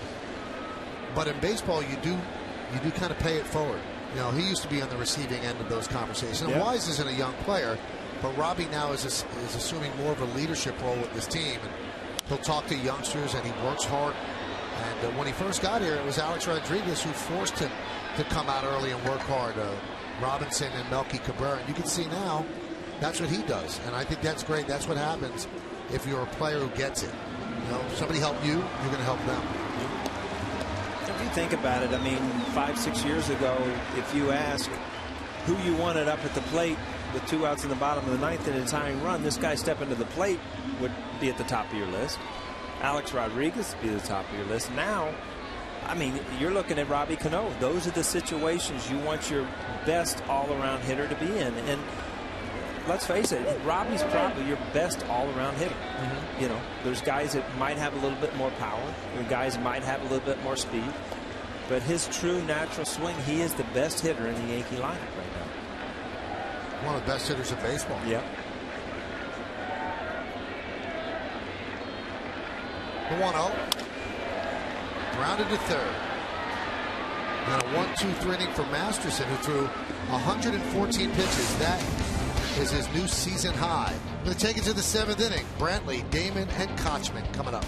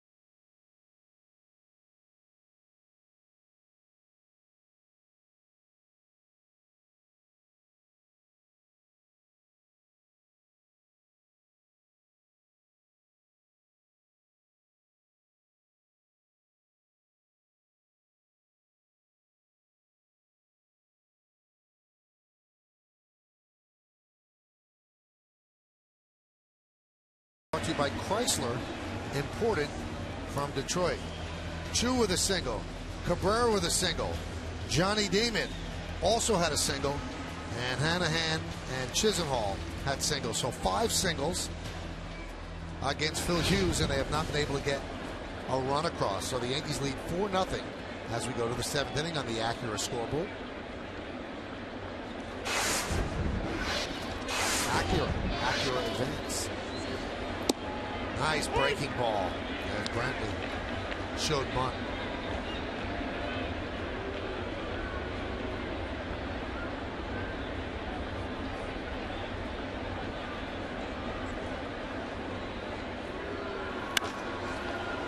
That one is hammered into left center field. It's a base hit. Wise took a weird route toward it, and it goes all the way to the wall. So Brantley picks up a double.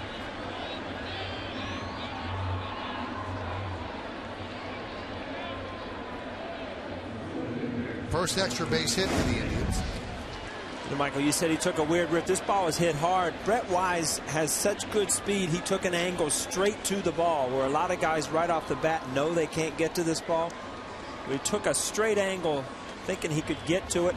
Couldn't quite make it. Most outfielders would just kind of run, kind of round that ball off. Pretty much sure double right off the bat.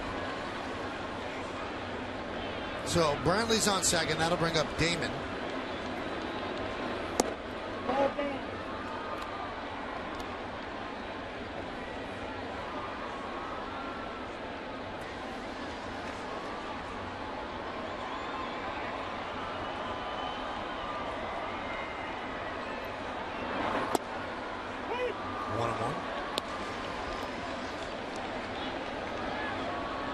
Funny, Mike. I just was handing you a thing. Damon is just 4 for 27, 198 on the road. He really never has a road game. He's played for about everybody. Yeah. So see Boone Logan getting ready. What is it? 8 different teams. 7 American League teams. 7 league teams. That to me would be weird to have that many cities that you've played in.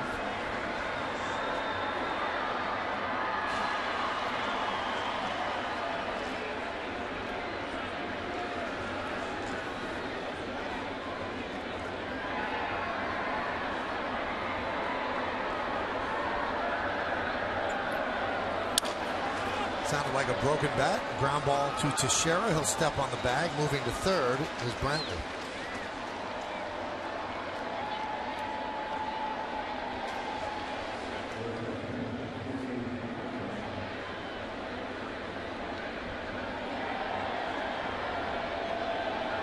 Here's Kochman, who was 0 for 2. Last time he hit a hot shot that Teixeira turned into a 3-6-3 double play. Yankees will play the infield back here. They'll let that run score. This is the time as a hitter you go up and you're just telling yourself, something good's going to happen here. Last time I got robbed, I hit an absolute bullet for a double play. Now I've got an opportunity to drive in a run. Something good is going to happen here. Now, if you're down 4-0, are you just thinking about putting the ball on the ground, or do you want to get more than that? No, you're trying to. You need hits, and you're trying to, especially early in the count, still continue to drive, get a base hit. And then, if you get behind in the count, then you start looking for a ball up that you can drive somebody in. Let's see if that's deep enough. Catch is made by Swisher. It is not deep enough. He fires a one-hopper all the way to Stewart.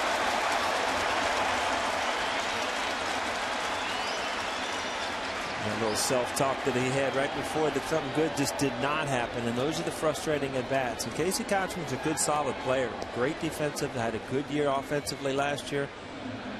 Just kind of trying to force it now, and things aren't happening. So Brantley now at third with 2 outs. Can't score on an out.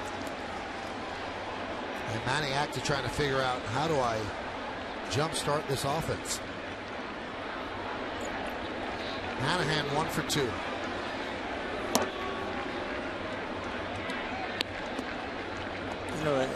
The more I think about it, and talked about it earlier, that you move Chu to the leadoff hitter, and he's done so well, kind of change things. But what that does, though, it takes him out of the 3 or 4 hole where he's going to have opportunities to drive and run. And if you look at this lineup, he's swinging the bat as well as anybody, but he's not going to have a lot of opportunities to drive in runs from the leadoff position.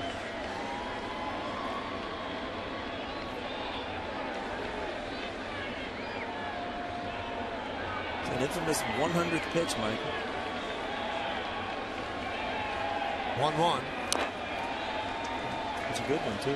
92 on the inside corner.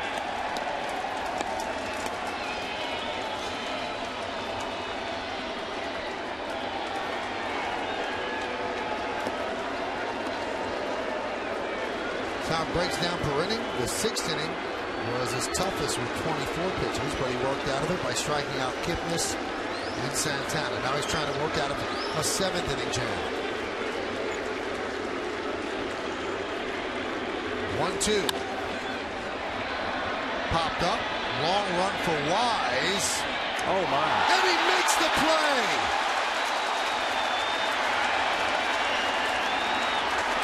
Yes, he did. He's got the ball and a little bit of a smile on his face and an escort out of the stands. And Derek Jeter, who's been there and done that, waits to congratulate him. Wise goes in the stands and holds on and then tumbles into the seats. Well, this is, you see that ball? No, Whoa. He didn't catch him. I was going to say, I don't think he caught that ball because it hit the heel of his glove. Wow. But he came out with it. Somebody put that ball in his glove. He stole one of those little kids in the front row. That is unbelievable.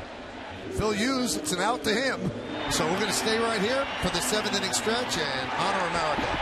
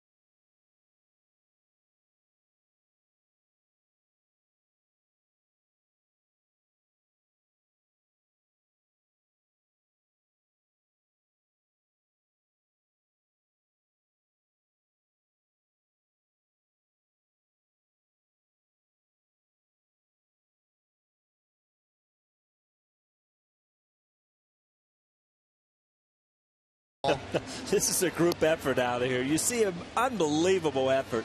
But I knew when I saw that ball go off the heel that it's very tough to keep it in there. I think that little guy right there just stuck his autographed baseball from earlier in his glove. I think it was the guy in the Toronto hat or the guy in the Yankee pullover. There was one of those two guys who put the ball there. I guarantee it wasn't the Blue Jay fan. He wants the Yankees to lose.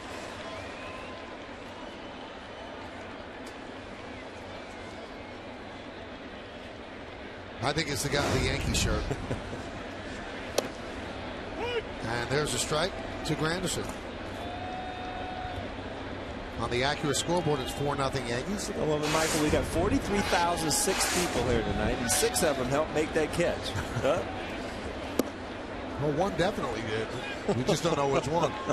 You check that baseball, it might not be even, it might be one of those little plastic Little League balls somebody had in their pocket. Tony Sipp is the new pitcher. As Granderson skies one to right field, and Chu makes the catch. So Manny Acta had to make the call to the bullpen. Brought to you by Verizon Fios. Introducing Verizon Fios Quantum Speed. Internet twice as fast as anything America has ever seen. Those are the numbers on Sipp. Sorry, Michael. You imagine if they showed those plays on the big screen, like they do in some of the other sports? Wouldn't be good. You know, they're talking, Paul, about expanding replay. Right. And I wonder if a play like that would come into play.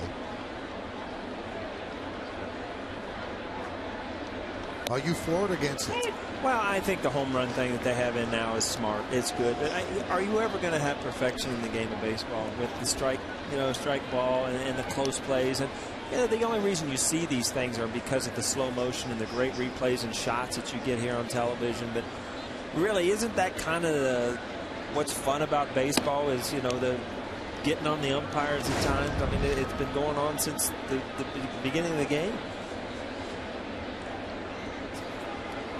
How are you going to argue? You got police officers over there. How are you going to argue? We caught the ball, right?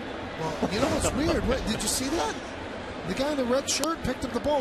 What ball did he have in the glove? I told you, he's got one of those Little League plastic things he brought over here to get autographed.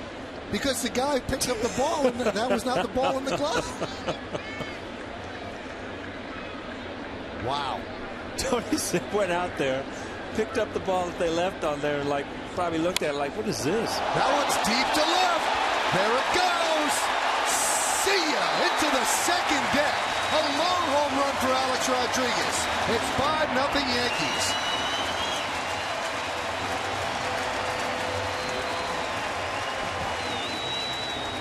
We talked last time up that Alex Rodriguez had a good swing, but he was just facing a pitcher that did not allow him to get his arms extended. If you look at this, with the left-handed delivery, it allows him to get those arms extended. The ball goes a long way. Oh. You hit things well when you're out front like that, and the ball doesn't hook much. You didn't pull off of it. You stayed on it. Piece of hitting by Alex Rodriguez. Here's Cano. Cano 3 for 4 with 2 home runs lifetime against Sipp.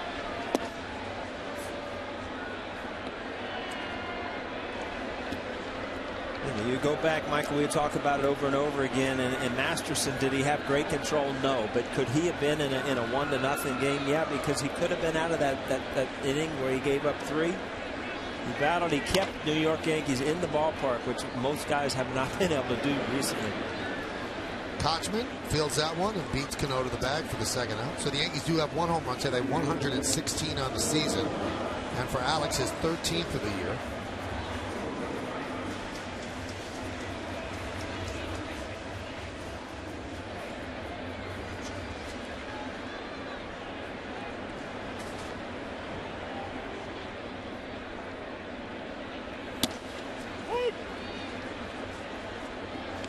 Teixeira takes a strike from Tony Sipp.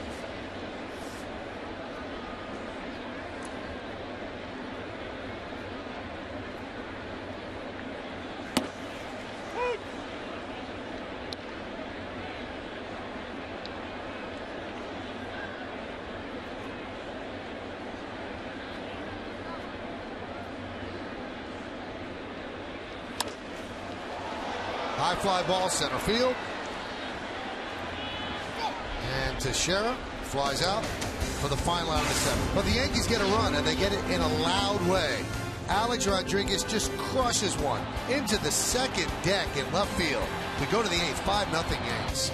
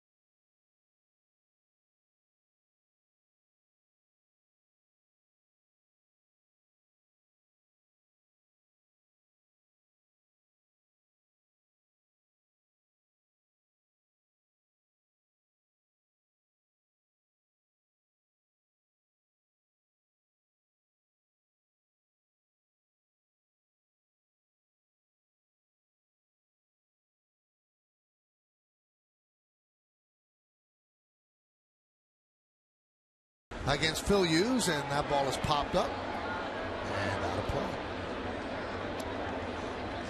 One last look at the play by Dwayne Wise, and you take a look. Now watch this guy on the left of your screen in the red shirt. That's where the ball ends up. He's going to pick up the ball. He's going to hold it. Now the guy next to him looks at him and goes, "Oh, you have it." And Dwayne Wise doesn't have the ball. The ump is saying out, and Dwayne Wise doesn't have the ball. So Mike DeMuro, the third base umpire, said out and never saw any evidence.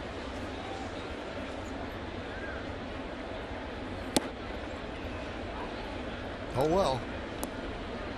Count now 2-1. Only on My 9 do you see things like this, man. Amazing. Huh? I bet you'll see a replay on Yes too. What do you think? I think you'll see a replay on Sports Center.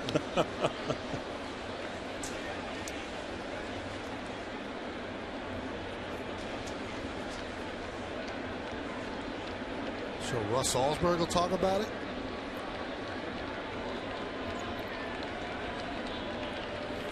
Oh. Driven out to right field. Swisher's there on the warning track to put it away.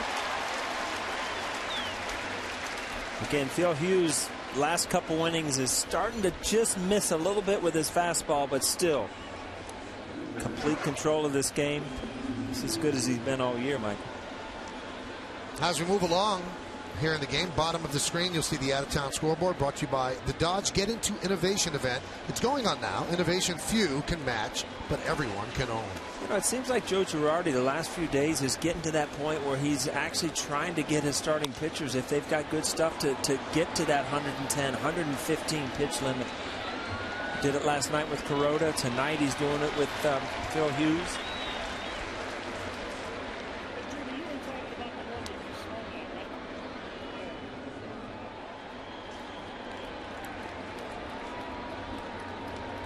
Just to make sure this is probably his last hitter either way. If he gets out of the inning, fine. If not, Boone Logan, who's done such a great job out in the bullpen, up at the end.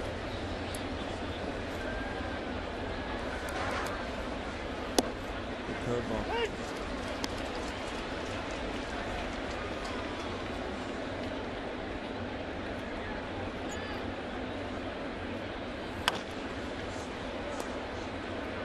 Oh, the ball had a big play out there right between the wickets.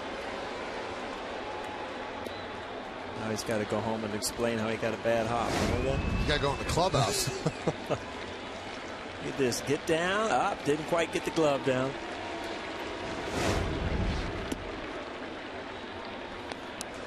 You just snagged that up, wouldn't you, Michael? Not easy. You're a good fielder, weren't you? Just couldn't hit? That's all I had. Yeah. Got to play to your strengths, though, right? That's it. Ground ball to Cano. 8 shutout innings for Phil Hughes. He did it on 9 pitches. We go to the bottom of the 8th. Nick Swisher will lead it off.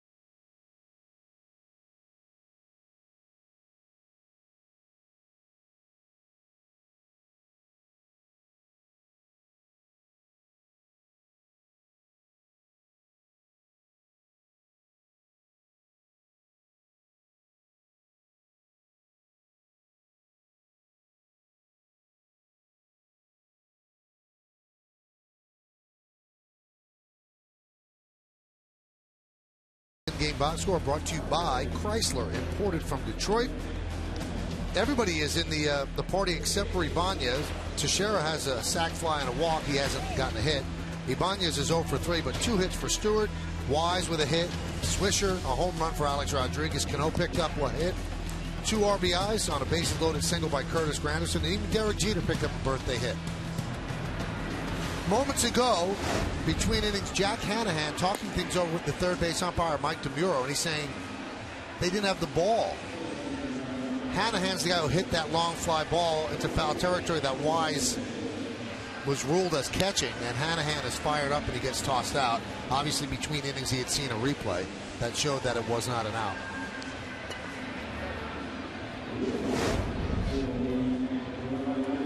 Now, this is where it's frustrating as a player, unless you flat out got in the guy's face and made a scene, which it didn't look like it. I mean, you're allowed to explain what happened.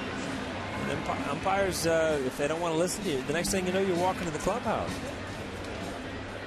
Jose Lopez will take over at third base, and Nick Hagedorn is the new pitcher.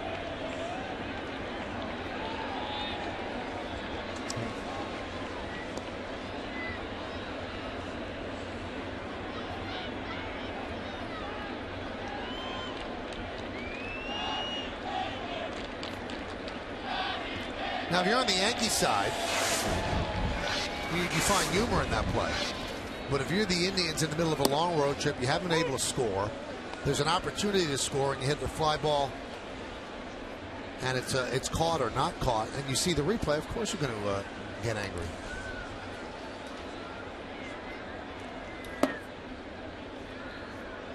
The road trip began in Houston, where they lost 2 out of 3 to a Houston team that's not that great this year.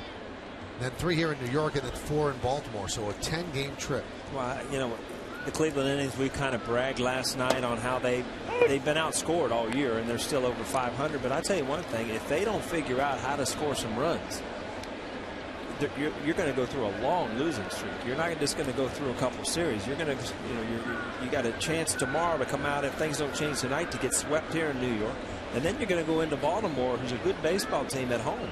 So you've got to sit down and figure out how you're going to score some runs against these teams. Base hit for Swisher, his second hit of the night.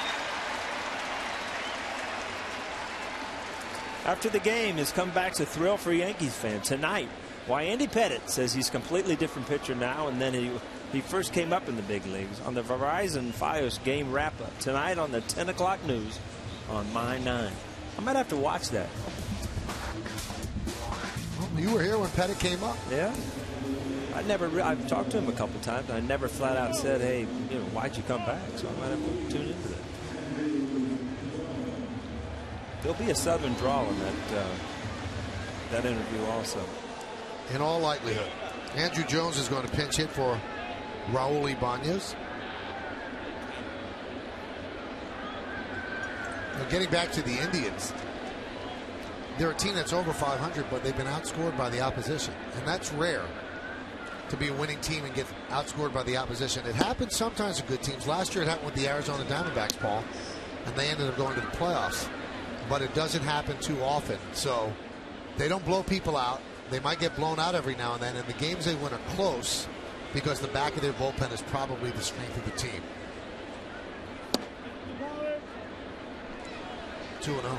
Yeah, I mean, there is one category you look at, and it's close games. And going into last night, they were 12-2 in one-run games. So, those are the games that they win because of Perez in the bullpen, and they can beat you. But day in and day out, you're not going to win 2-1, 1-0. You're going to have to figure out, as an organization, is this a bad streak we're going through offensively, or do we have to change things to score runs?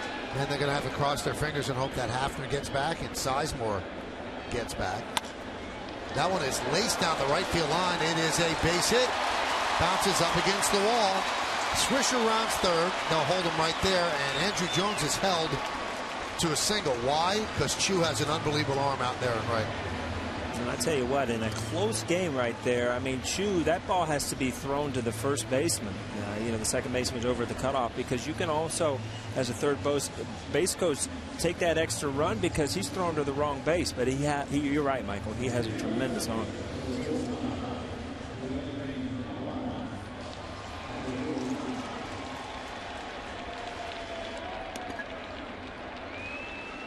Here's Dwayne Wise, 1 for 3.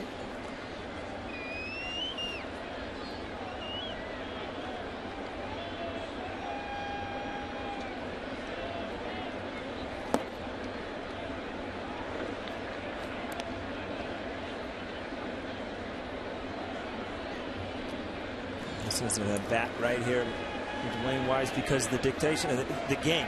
You're up 5-0 and he's swinging about well, or he's going to get a bat against a lefty. You know, and in all likelihood, if this is a tie game, you got a pinch hitter here. That gets past Santana. Swisher stays put at third, and Andrew Jones moves to second. And they're going to score a pass ball. Hey, now's your chance to take on Russ, brought to you by Toyota. Which Yankee would you like Robinson Cano to add to the home run derby competition? Is it A, Curtis Granderson, B, Alex Rodriguez, C, Nick Swisher, or D, Mark Teixeira? Text A, B, C, or D to 70377. Go to my9tv.com. Find out the results right after the game. It's Take on Russ, brought to you by Toyota.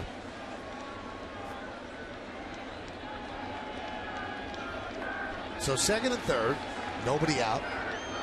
2-0 count on Wise. I was just thinking, does Robbie, because he's the captain, does he get to pick anybody, or he's just the designated captain? No, he gets to pick. He gets to pick. Yeah, who he wants to be in the home run derby. Pitch is high. Hagedorn now is 1 pitch away from loading the bases. Got a lot on his mind.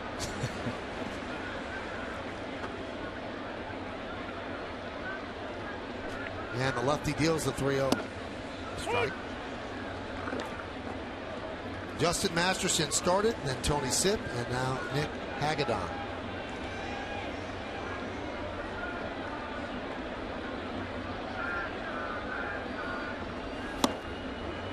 Bringing 2.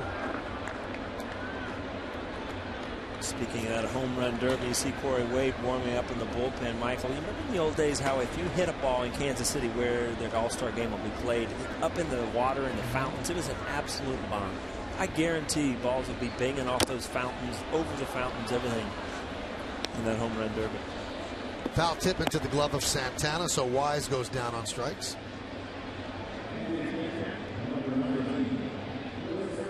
This day in Yankee history is brought to you in part by Nissan. Close a great deal now on your new Nissan. Hurry, the door to your opportunity closes July 2nd.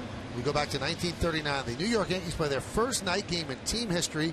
It was in Philadelphia, and it was against the A's. First night game. Infield is in. You're a rare player that you like playing more at night. You thought you could see the ball better. Oh, much better. I mean, there's nothing better. Now, that's in a major league stadium I'm talking about. You get in the minor leagues and some of those ballparks that were kind of dim, I might argue with you. But day games, when you're squinting and it's bright, sometimes can be tough to pick up the seams on the ball.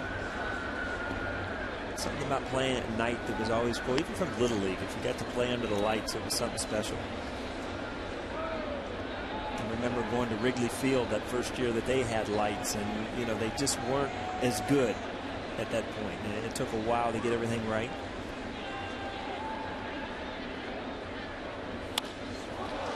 Driven out to left field, Johnny Damon on the run.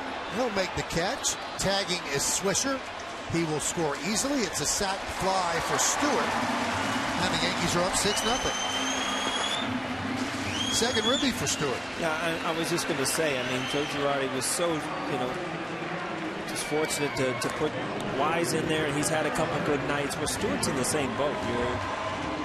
He's getting some extra at-bats because Russell Martin's back's been acting up. But, I mean, look, he's put together a productive night. He's caught a great game. Phil Hughes threw the ball unbelievable, and the catcher can take a lot with that. So he's had a great night.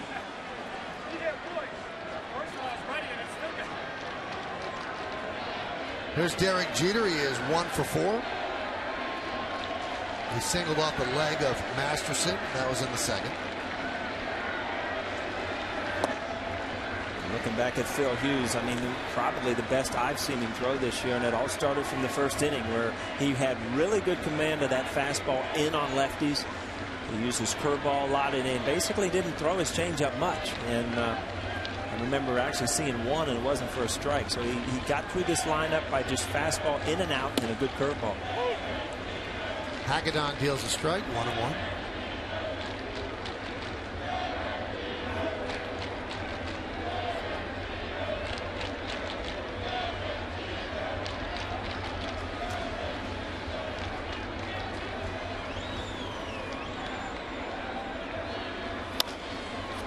Ground ball in the hole, backhanded by Cabrera, the long throw. It's an infield single for Jeter. Even if you're 38, you smell infield hit, you'll get there. Got to be safe on your birthday, right? I mean, that's Derek Jeter's bread and butter play right there.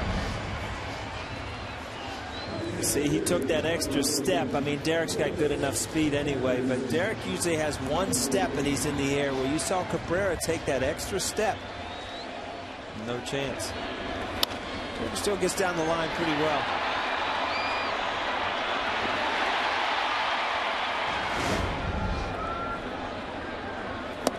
Breaking ball to Granderson is low, 1-0.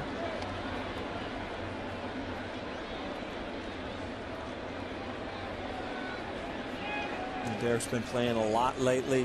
When he got 17 games in a row now, leading up to the All-Star break. Wouldn't be surprised if during this homestand, if not even tomorrow, that he gets a day off or even a DH day.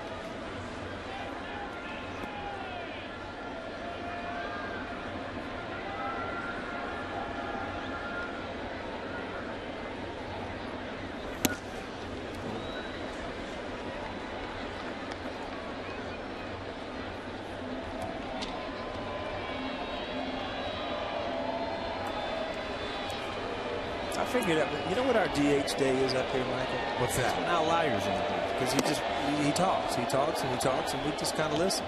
It's kind of almost like a day of rest you're talking about. You want to call him in from the bullpen for tomorrow afternoon? That's right. Getting warm up. Big lefty in.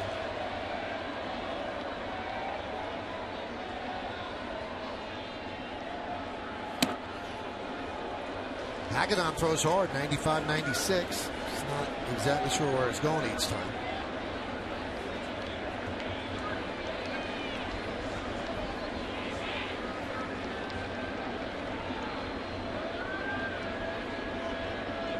Runner goes, and that one is grounded to first. Kochman is there, and that'll do it. So the Yankees score a run. They lead 6-0. It'll be Kipnis, Santana, and Brantley in the 9th inning to try to have the Indians come back.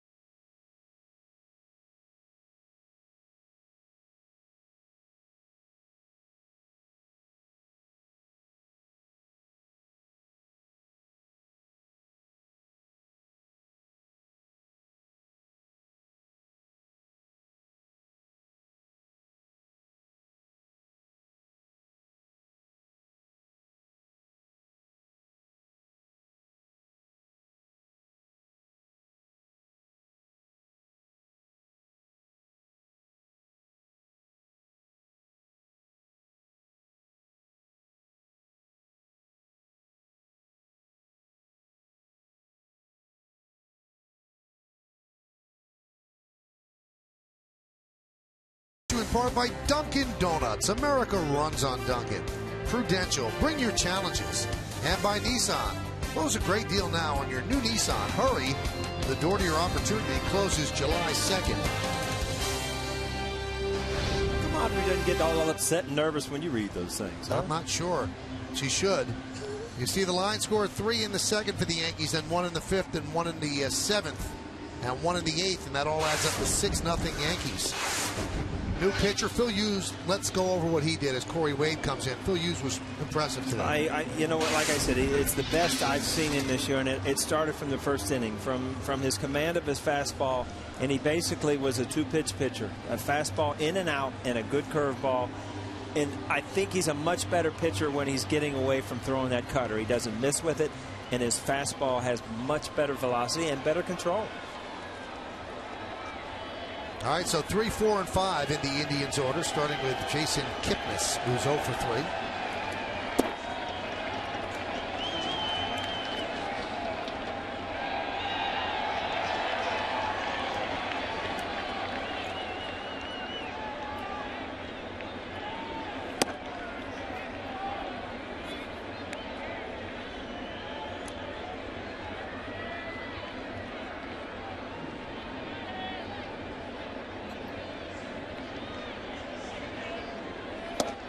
There's a strike.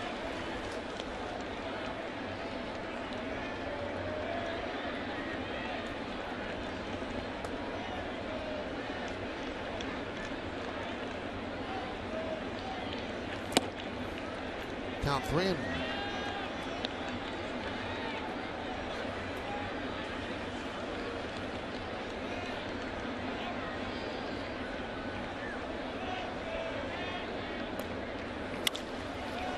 Hammered into right center field. Long run for Granderson. He's not going to get there. It's going to bounce over the wall and into the Yankee pen for a double.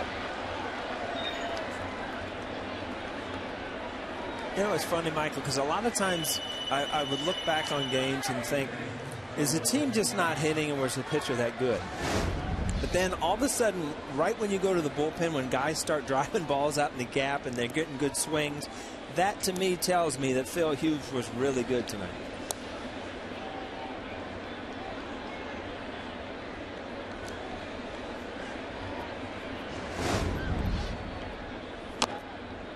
Santana fouls it back. Look at Santana. We've talked about it, you know, kind of his woes at the plate as far as hitting, and it just looks like that, you know, he's got so many things going on, and nothing is fluid. It's like nothing's together. It's almost like he's fighting himself to get to the ball. Pitches he hits hard, he usually pulls foul. Nice play by Cano. Turns that into an out as Kipnis moves to third.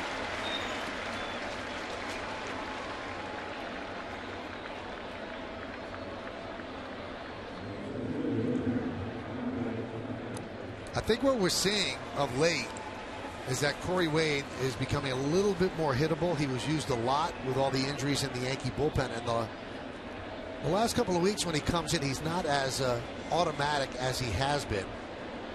Maybe he just needs to recharge his batteries just a bit. Yeah, pitchers go through the same kind of things that hitters do. And, you know, he was so great early in the year that... Did Alex make the play? Yes, he did. He took the glove this time, huh? Look, and Jeter and Teixeira over there to cheer him on.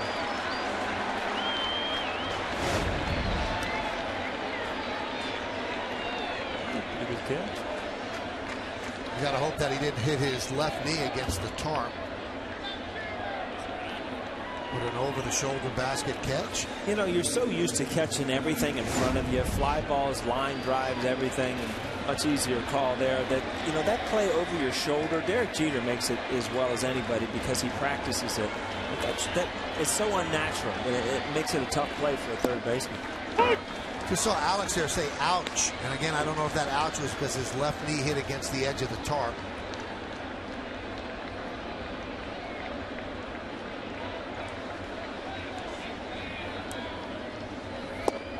There's a strike. 0-2 on Damon.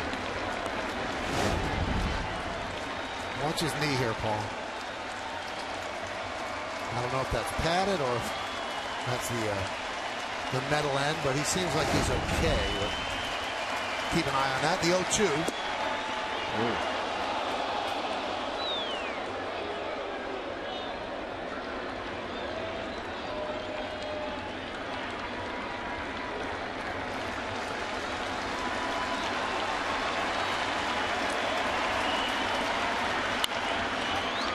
one's popped up, shallow center. Coming on is Granderson. He can't get there. And the Indians get a run. So Damon, with his second hit of the night, picks up an RBI, and the Yankee lead is now 6-1. Well, Johnny Damon, I mean, he breaks a lot of bats and he bloops a lot of pitches in, but I mean, that's his style of hitting. Every once in a while, he'll square one up and hit it in the bleachers, but time and time again, you see these type of hits. Doesn't pull off the ball, stays in there. Frustrating for Wade. Ball out over the plate just enough where he could get enough wood on the ball. Pitch is low to Kochman.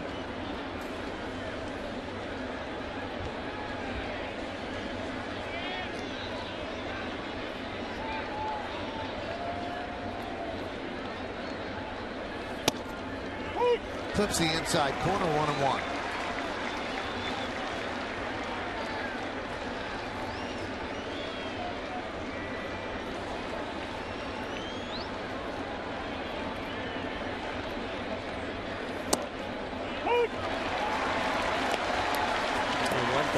Wade does. He does throw strikes. He comes right after hitters. As a hitter, I mean, it gets around the guys that aren't going to walk him.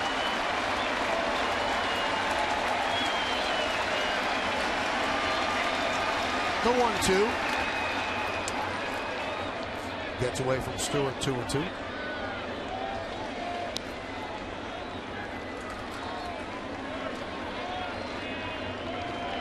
See some stirring in the Yankee bullpen. The last thing Girardi wants to do is get somebody up when you're up 6-0 with 2 outs. But nothing is left to chance.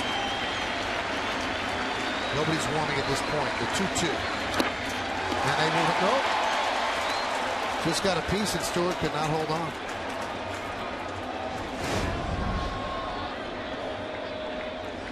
Wade took a little bit off this pitch. Kochman out front. Just gets a piece of it. It's a high changeup. Those are the ones you use a lot of times you don't get back.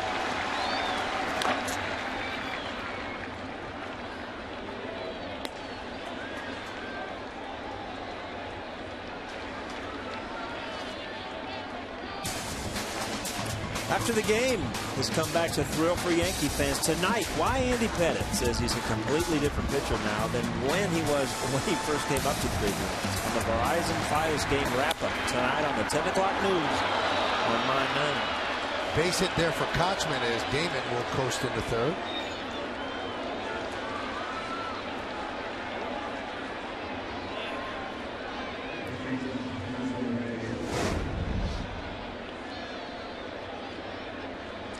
Ball hit hard up the middle. Middle's kind of been the place to get your hits tonight. A lot of balls right up the bottom. Soriano is loosening up. Why? Because one more guy gets on and it becomes a save situation. And there's a strike to Jose Lopez. Remember, Hanahan was thrown out.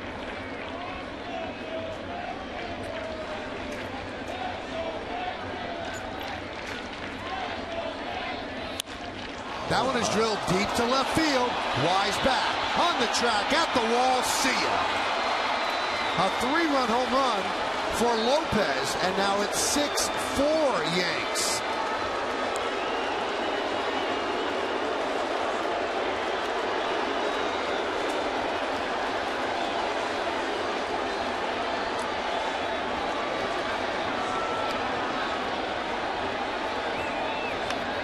Girardi wants them to talk with Wade, so that gives Soriano more time.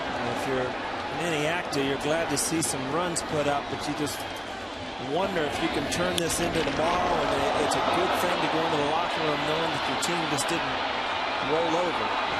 Again, you had to bring up another guy in the bullpen. Soriano's going to end up coming in here to try to get a save. And here comes Girardi. He never thought he'd have to bring in Soriano, not with a 6-0 lead. But a double, 2 outs, and a single, and a 3-run home run makes it 6-4. Soriano will come in and try to close it out.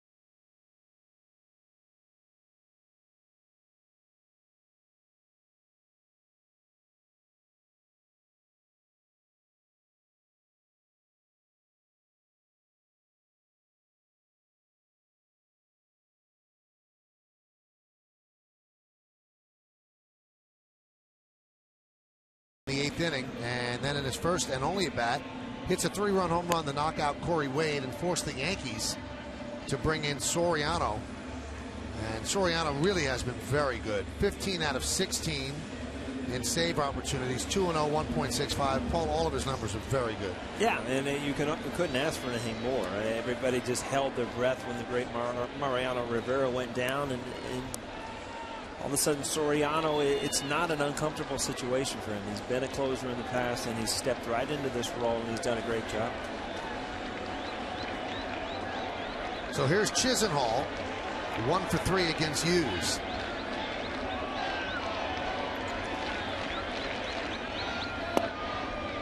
Pitch is high, 1-0.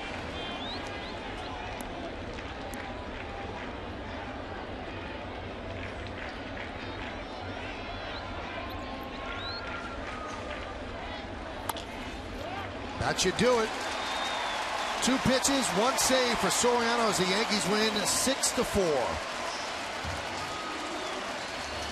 Well, the only blemish on this night was the performance of Corey Wade, but Paul, a great job by Phil Hughes. The Yankee offense did what it had to do, and then Soriano gets the final out. Yeah, I mean, if you look at what's happening, you're getting some hits with runners in scoring position. You're scoring runs in other ways. You're getting great starting pitching. So this is as good as the Yankees. I mean, you should get to Yankee Stadium and realize that the Yankees are at their best right now. Well, they have now won 4 in a row after losing 3 in a row. And before that, 10 in a row. Lots of wins, lots of reason to be happy. We've got a lot of awards to give out, so you come right back here to My 9, and we'll talk about it. Yanks win 6-4.